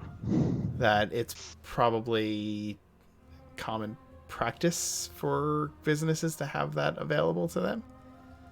You know, Especially or I should say, on I the would block. say, if you owned a shop in town, Oh yeah, you would have cast alarm on it every night. I did own a shop, Right. and I did cast alarm on that You religiously. you also know that if you also come to the conclusion that if this person has bad faith business dealings with someone who employs the use of sneaky tricksters that are following you around all night, that they probably take safeguards against somebody breaking in, especially if they have doors that are built like this. I think with a 23 intelligence, intelligence roll, it would be fair to say that you could put 2 and 2 together in that regard. And do you tell us this right Oh, away? definitely. I would imagine. Well, back when I had a shop of my own, I would usually ward it from those who would sneak in at night. Safe to say, it was not a very a rare spell to come by. And when you cast alarm, would it be able to alert anybody else or just you? I could choose if it could make a very loud noise, or if it could notify me specifically. Yes. Do we want to do it anyway? It saves us the trouble of having to find him. But it could also Bring alert the everyone around constabulary down on us. You could cast it from far enough, right? It's a bright blast of Eldritch Blast. Like, it's not a subtle spell. I could tell you this. I could cast Detect Magic, full spell, no ritual if you would. No, don't want the time. And I can spot around, see if I can see any remnants of an alarm spell and where there might not be any remnants of an alarm spell. Sounds advisable. That's a good idea. Go for it. Alright, so where are we right now? You're at the back door. Alright. I cast Detect Magic, since we are not going to have the time to do it as a ritual. By the way, while this is happening, Edgar's just circling around, flying around like up from above, looking out for any movements, if he can see any. Okay. Well, you cast Detect Magic, and for the duration, you sense the presence of magic within 30 feet of you. You can use your action to see a faint aura around any visible creature or object in the area that bears magic, and you learn its school of magic, if any. Okay.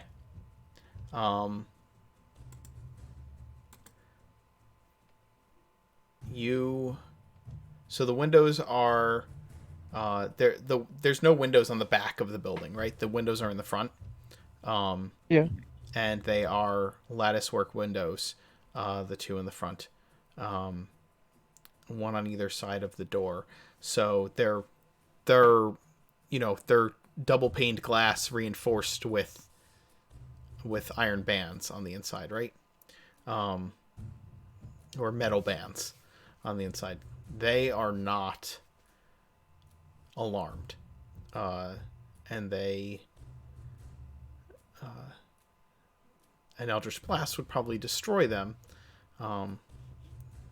They might be fun to climb through, you think, with shards of broken glass and metal around the edges. But, an Eldritch Blast can probably shatter them.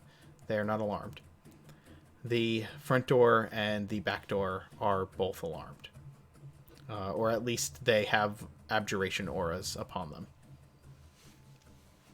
Okay. Are there latches inside these lattice windows? Like on the other side? Yeah. No, these are more like show windows, right? They're like a business's windows, not necessarily like a home's windows.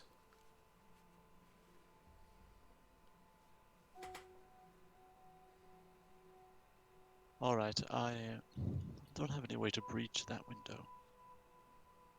But Mage Hand Oh. or Eldritch Blast. can you summon that on the other side of a window to maybe unlatch it? Yeah, But but there it doesn't are no have a la- latch. No. That's why I was curious.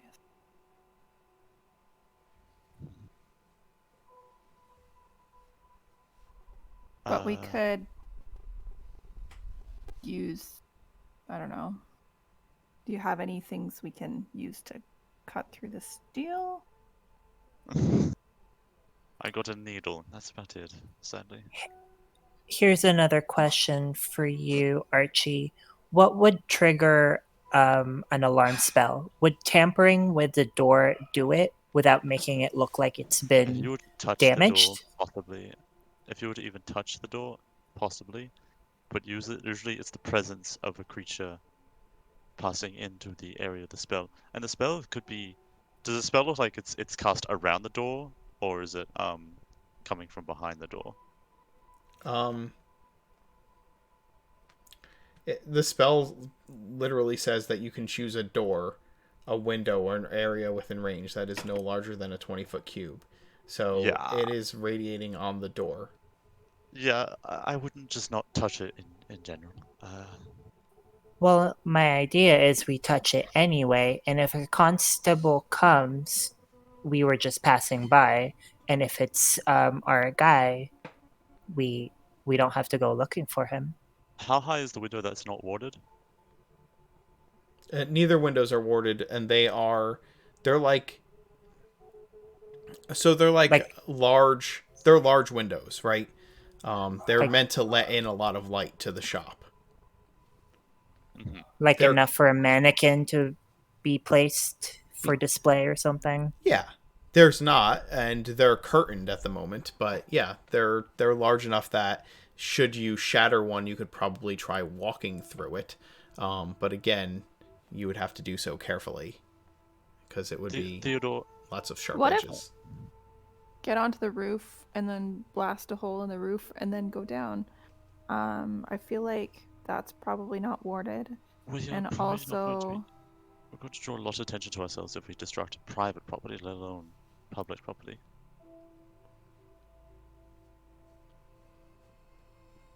Oh, yes,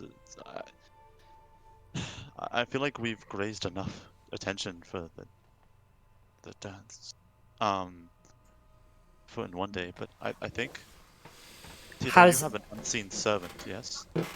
Yes, I do. Would you summon it within the confines of the window to perhaps warrant it being able to It's unlock? there's no latch. There's no latch. I know there's no latch, but What I suggest we could do. The biggest worry is that if there is an alarm, that since there is an alarm, will alert the people around us. But if it's a 50-50 chance, if it only alerts werewolf, then it brings him to us. right. Most we likely. get Edgar to see if he can trigger the alarm. I was going That's to what say, I was We're down thinking. the street. could I summon my familiar inside the building? That is a good question. It says I'll put it on the thing. Yeah, bring it up. Well, you're familiar as a spider, so we can just go into cracks. Spiders are really small. Oh right, yeah. But I don't know where there might be a crack. I could search for one, but I'll try just teleporting it into there for starters. Oh, it's a You spider. can cause. How big of a spider? Like it's a tiny spider, right? I would say like about the size of a palm, because it's kind of like a huntsman. Okay. Actually, no. Yeah, it'd be like a hybrid of a huntsman and a jumping spider. So it'd be like, yeah, but within your palm, but not extending over that. I'm assuming there's no chimney, right? There's not. No. There's like a stovepipe that comes out the Yeah. top. Well, I don't want Edgar going. And I don't want mother going through that. But yeah. So I think Archie, Mother can go through that. She can check don't if it's want warm to. first. All right. I give I'm mother just- a nuzzle. I'm looking over this. You could summon it within a space that you can see, an unoccupied space within 30 feet of you. I don't know if like that extends beyond walls. If I mean, there's- beyond glass. If there's nothing that says that it doesn't, right? You can cause it to reappear in any unoccupied space within 30 feet of you. It doesn't say that you can't, right? So if you can see where you're summoning it, then yeah, you should be able to. Okay. There's nothing that says that any kind of barrier It's like blocks a it. spell. It's like doing counterspell through a window. You can still do it. Yep. Yeah. Yeah. You could, if you have Misty Step, you can Misty Step onto the other side of a window, as long as you can see where you're stepping to. You know what I mean? Yes. So yeah, you can Misty Step your spider onto the inside of this All right. building. Awesome. What are we looking for exactly? I don't know what to ask mother to get. Information about his home address, information about any other were creatures that might be in his circle, any indication of where he might be right now. I'll try and peer through the window to see if the detect magic can pick up any sort of alarms within the confines of the facility, so that I know that where to not go as I'm looking through Mother's eyes. Sure. There's a door on the opposite side of the counter that is glowing with abjuration as well. All right. Counter is alarmed. The counter's not alarmed. The door behind the counter Yeah, is sorry, I alarmed. said door on the opposite side Yeah, of the counter. yeah. Oh, sorry. My apologies. All right. See what can garner from this. Good luck, Mother. And I Archie tosses her up in the air, and like as she's jumping up, she like poofs into into a tiny little spark dot, and then reappears on the other side mid jump onto the floor. Okay. Are you looking through Mother's eyes? Is that the plan? First I'd like to go to everyone and say, I need someone to make sure that, because I'm going to be basically catatonic in this state once I start looking through her eyes. So can someone hold me? Are I we in the hold my side arms alley? out. Like we're not. Yeah, you guys In the can go street. into the side alley. You just won't be able to see where Mother is. You'll just know where she is through his eyes. Well, we're in the back anyways. Feel like that's Oh, no, we're okay. not anymore. No, you'd have to go to the front to summon Mother inside in order to look through the window. But you can go, Yeah. as long as you're within 100 feet of her, you can go wherever you want. Yeah. I like the side alley idea because loitering in the street for like an hour.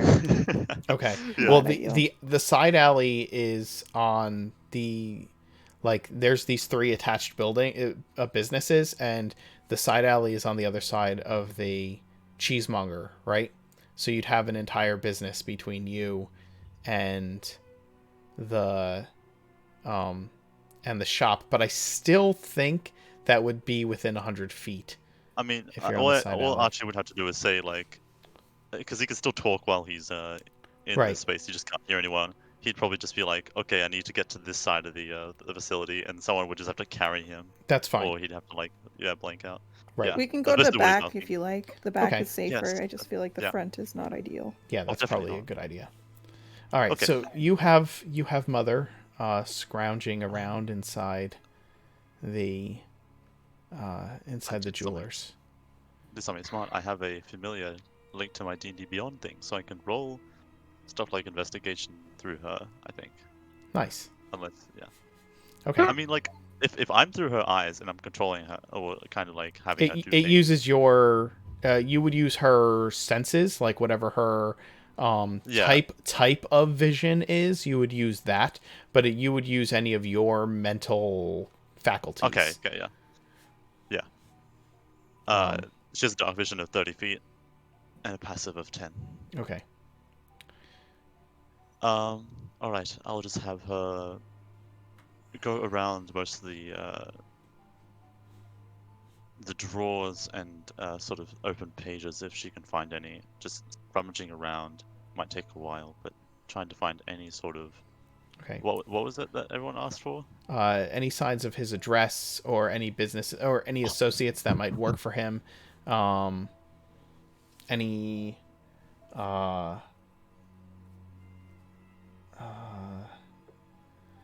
yeah, anything, any useful information.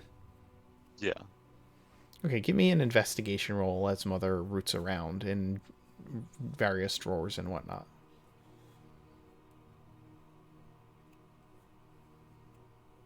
Woof. Wow. All right. Mother scours through these papers, and he Using her little like legs to like fold. Yeah. Using her So tiny legs to like. precious. Yeah. Just dragging. well, like pages there's with not really drawers, right? There's like shelves behind the counter. Oh, okay. Yeah. And there are things back there, and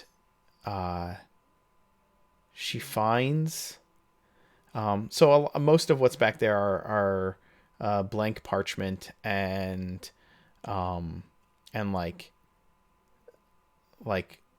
parchment envelopes to put new or cleaned jewelry into to pass back to the customers, things of that nature, right? And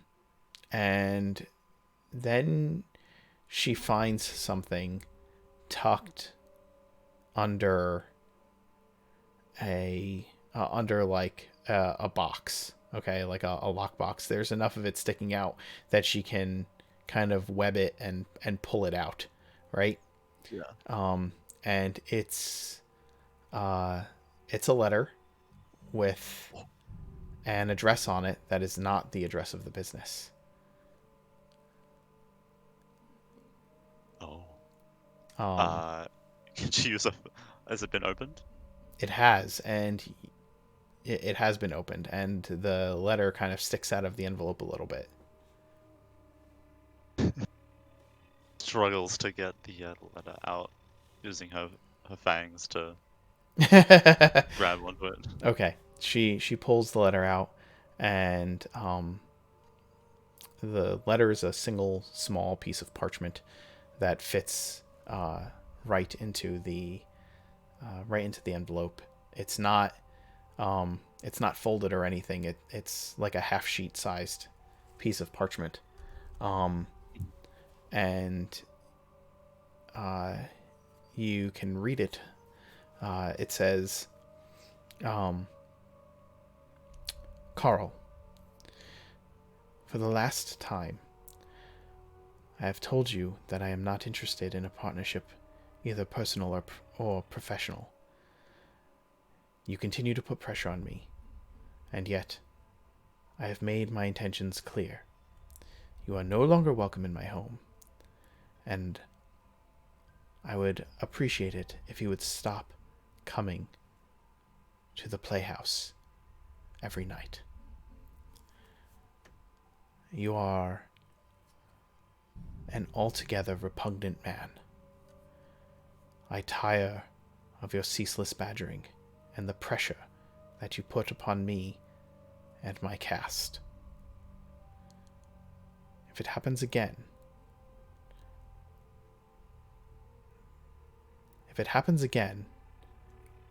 your shop will have to be under new ownership. Yours, S.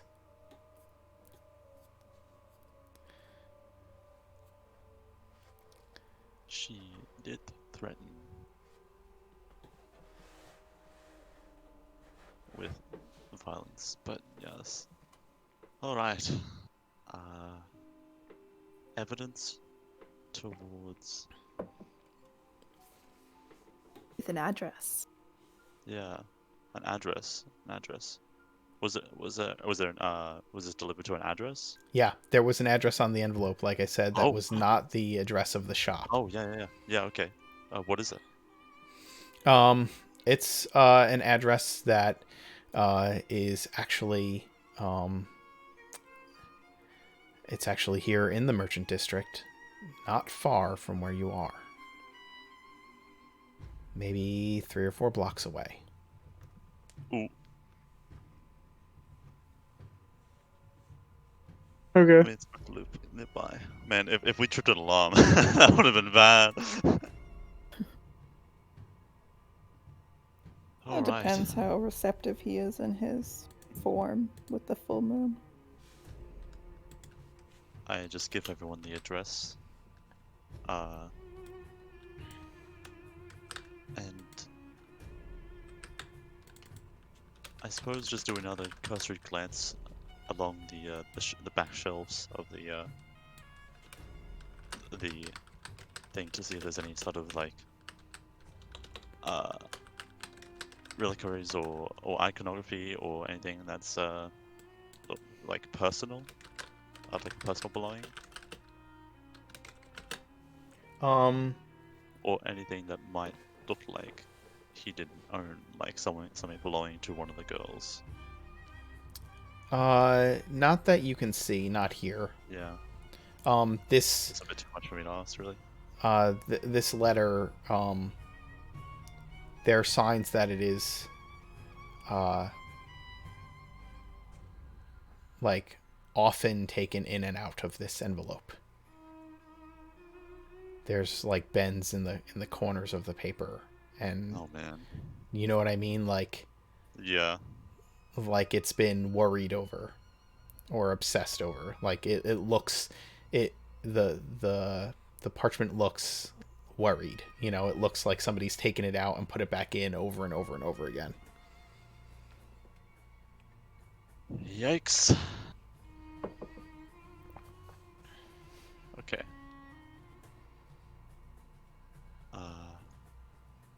Well, mission success. I just retrieved Mother. Okay. And I looked at everyone else. All right. Is that enough for everyone? Yes. Let's head over. Okay. If you have a headache, that's from the spell that transfers your consciousness. Your body was totally fine the entire time. Yes, I do have. I've never had that before when I've looked into her eyes. I think you would notice if you like bumped your head while you were. Yeah. Yeah. Did anyone drop me? You No? you make your way Oh, to. my mask is cracked on the side. What? Sadoka. I like that you still call me sir. I have to be respectful. Yeah,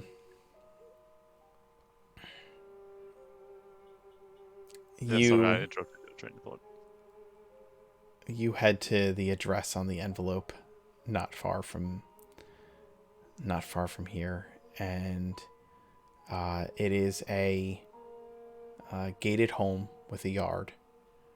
It's a kind of it's like a 2-story tall home with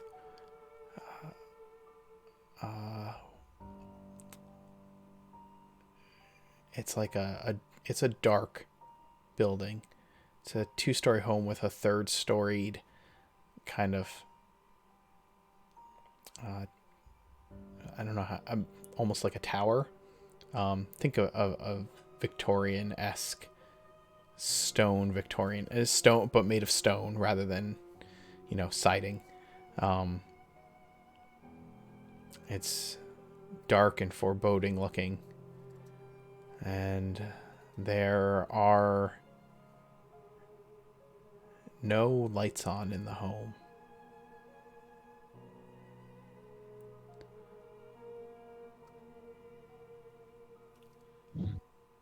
All right.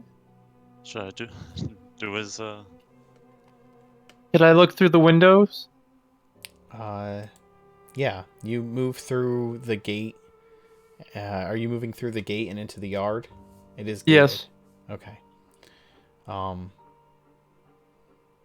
You move through the gate, and you start moving up to the doors.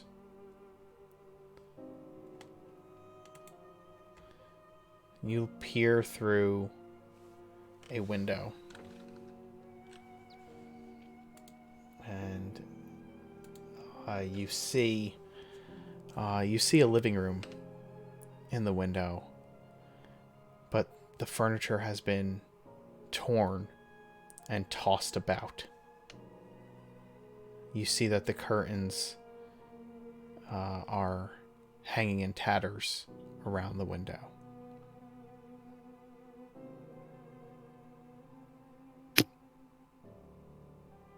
Any like animal statues or animal embroidery or motifs that stand out especially in the room?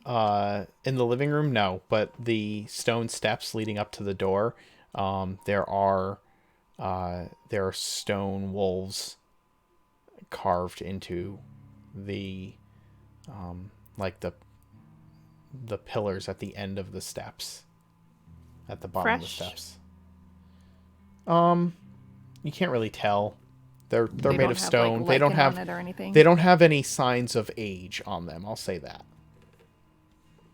Can I do divine sense? It just that lets you sense undead, fiends, celestials. What else? That's about it, I think. But yes, you can always do Divine Sense. It's your, you know, you can just do it. Nothing's stopping you. Oh, I only have 6 a day? No, 4 a day. Well, you know what I mean. Oh, okay. If you have it available, then yes. So yeah, you can sense celestial, fiend, or undead. No, you do not sense any of those.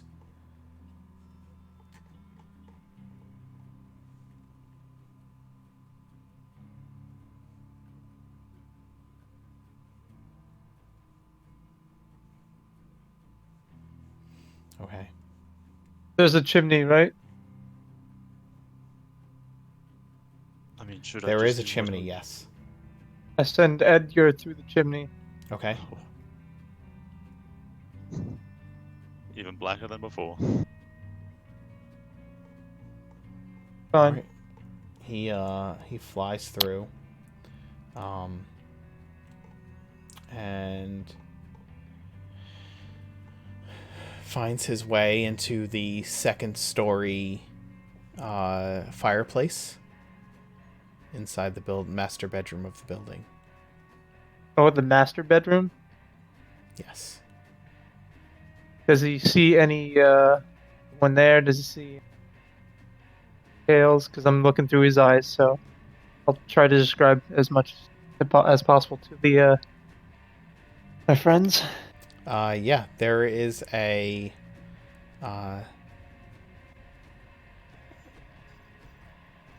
there's a figure sleeping in the master bed. It's a 4-posted bed with curtains, and there's definitely a form sleeping in the bed. Oh wow. There's all right. Well, I'm conveying that to everyone. So there's someone's here. There's a person sleeping in the bed. A man? I know he was pursuing the lady, but did we ever ask if he's single? Did he have any family? You did not ask any of those questions, no. Can Okay, I can Edgar get a little closer? Not land anywhere, but just kind of flap. Like Do you want him to try to do so silently? yes. All right, give me a stealth roll for Edgar. All right.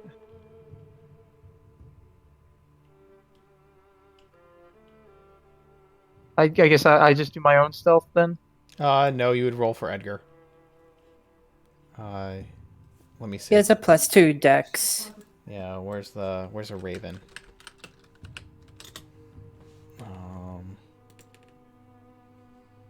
Yeah, it would be +2 dex. So just go ahead and roll a d20 and add 2. All right.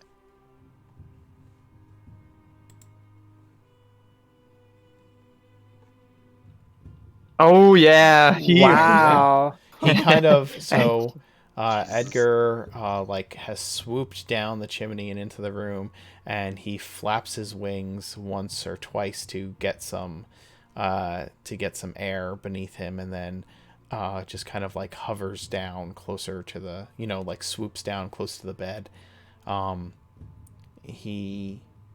The top of the 4-post bed is open, and he lands upon one of the posts and looks down and cries, "Nevermore." I mean, no. He looks down, and there is a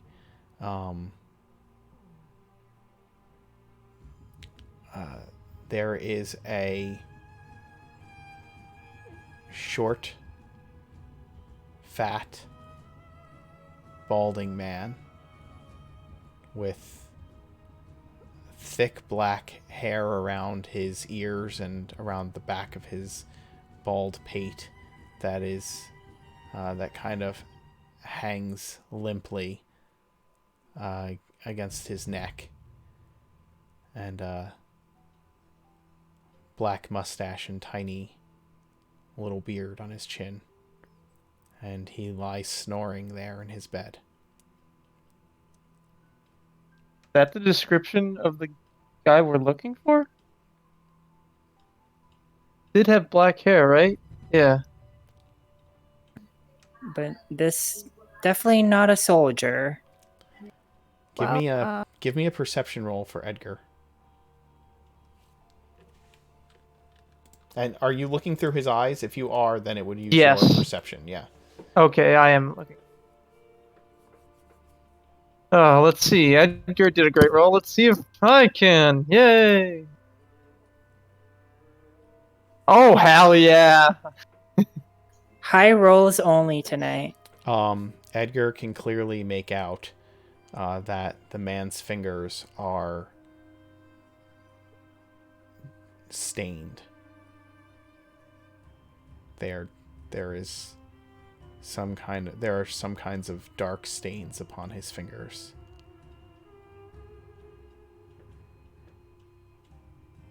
I tell to the group, I think we have our man to sleep upstairs, second floor, master bedroom, the chimney where Edgar.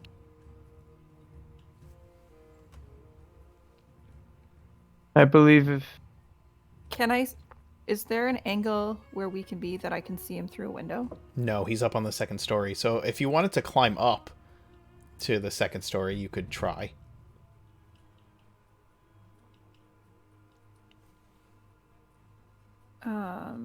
Does that seem like a good option? to you guys? actually, can I cast spells through Edgar? I They have to believe be so. touch spells. Yeah. They have Yes. to be. They have to be touch spells. Yes. Oh, can When you I cast a spell spells with a if range of touch. Tiosa? Yeah, when you What cast a spells do spell you with have a in range of touch, your familiar can deliver the spell as if it had cast the spell. Your familiar must be within 100 feet of you, and it must use its reaction to deliver the spell when you cast it. If the spell requires an attack roll, use your attack modifier for the roll. So as long as it's a touch spell, yes, your familiar Okay. can cast it. Darn, not a touch spell. I could have cast deafness on him, but If my familiar can see it, if I'm within the range, I can't cast it. Yes. No. As long as it's a touch spell, yes, and your familiar's within 100 feet of you. Yeah, this one no.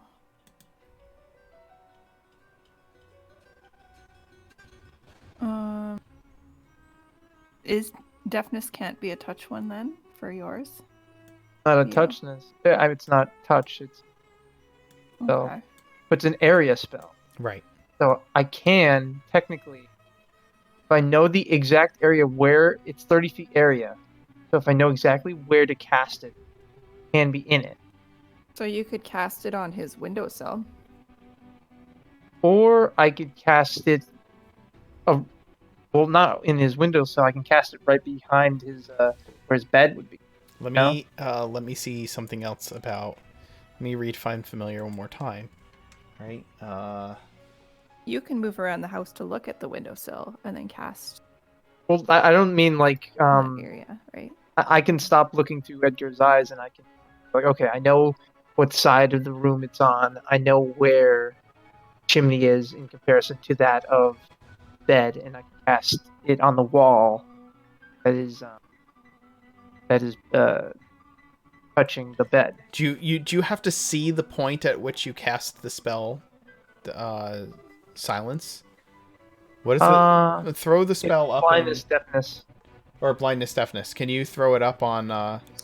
Yeah, one creature you can see within range. So one creature you can range of the Constitution. Oh, well, Okay, so you have What to ab- see him. I You'll do have have to to. see him.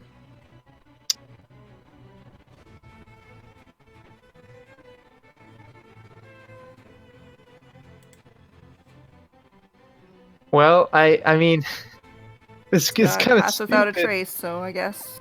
Well, I this guess is we're kind of charging in. no. There's still a chance.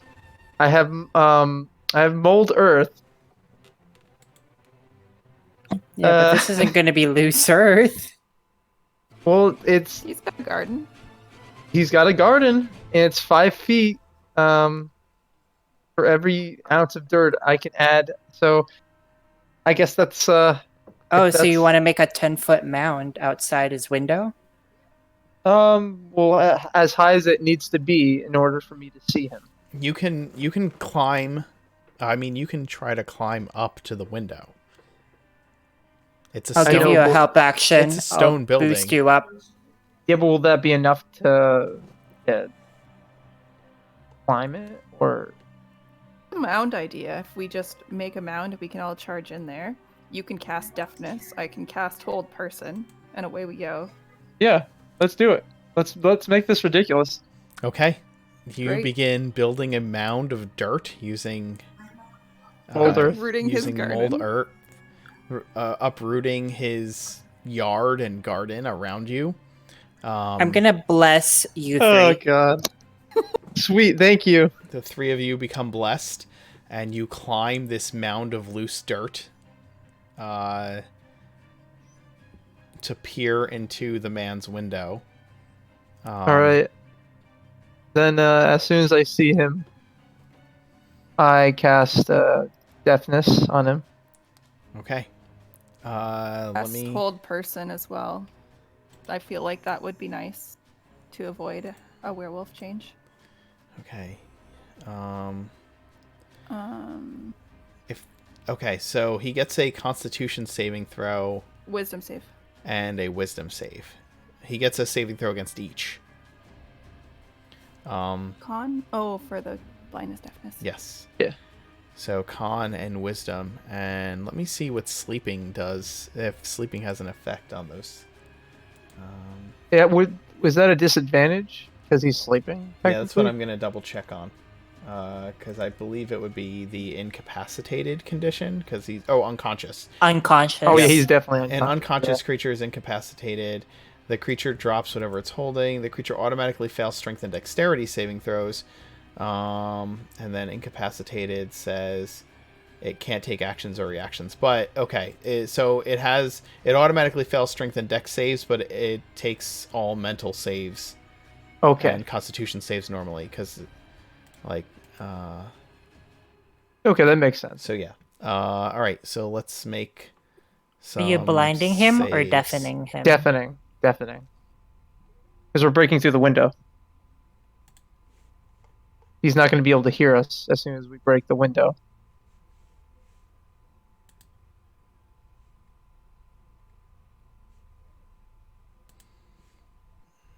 All right.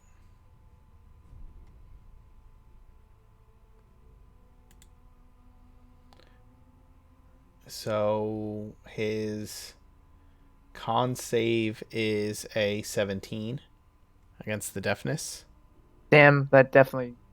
and his wisdom save is a 10, so he is held. Held for 1 minute, guys.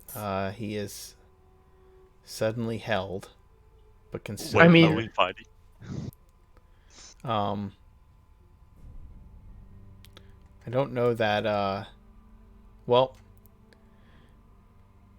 why don't we do this? What time is it now?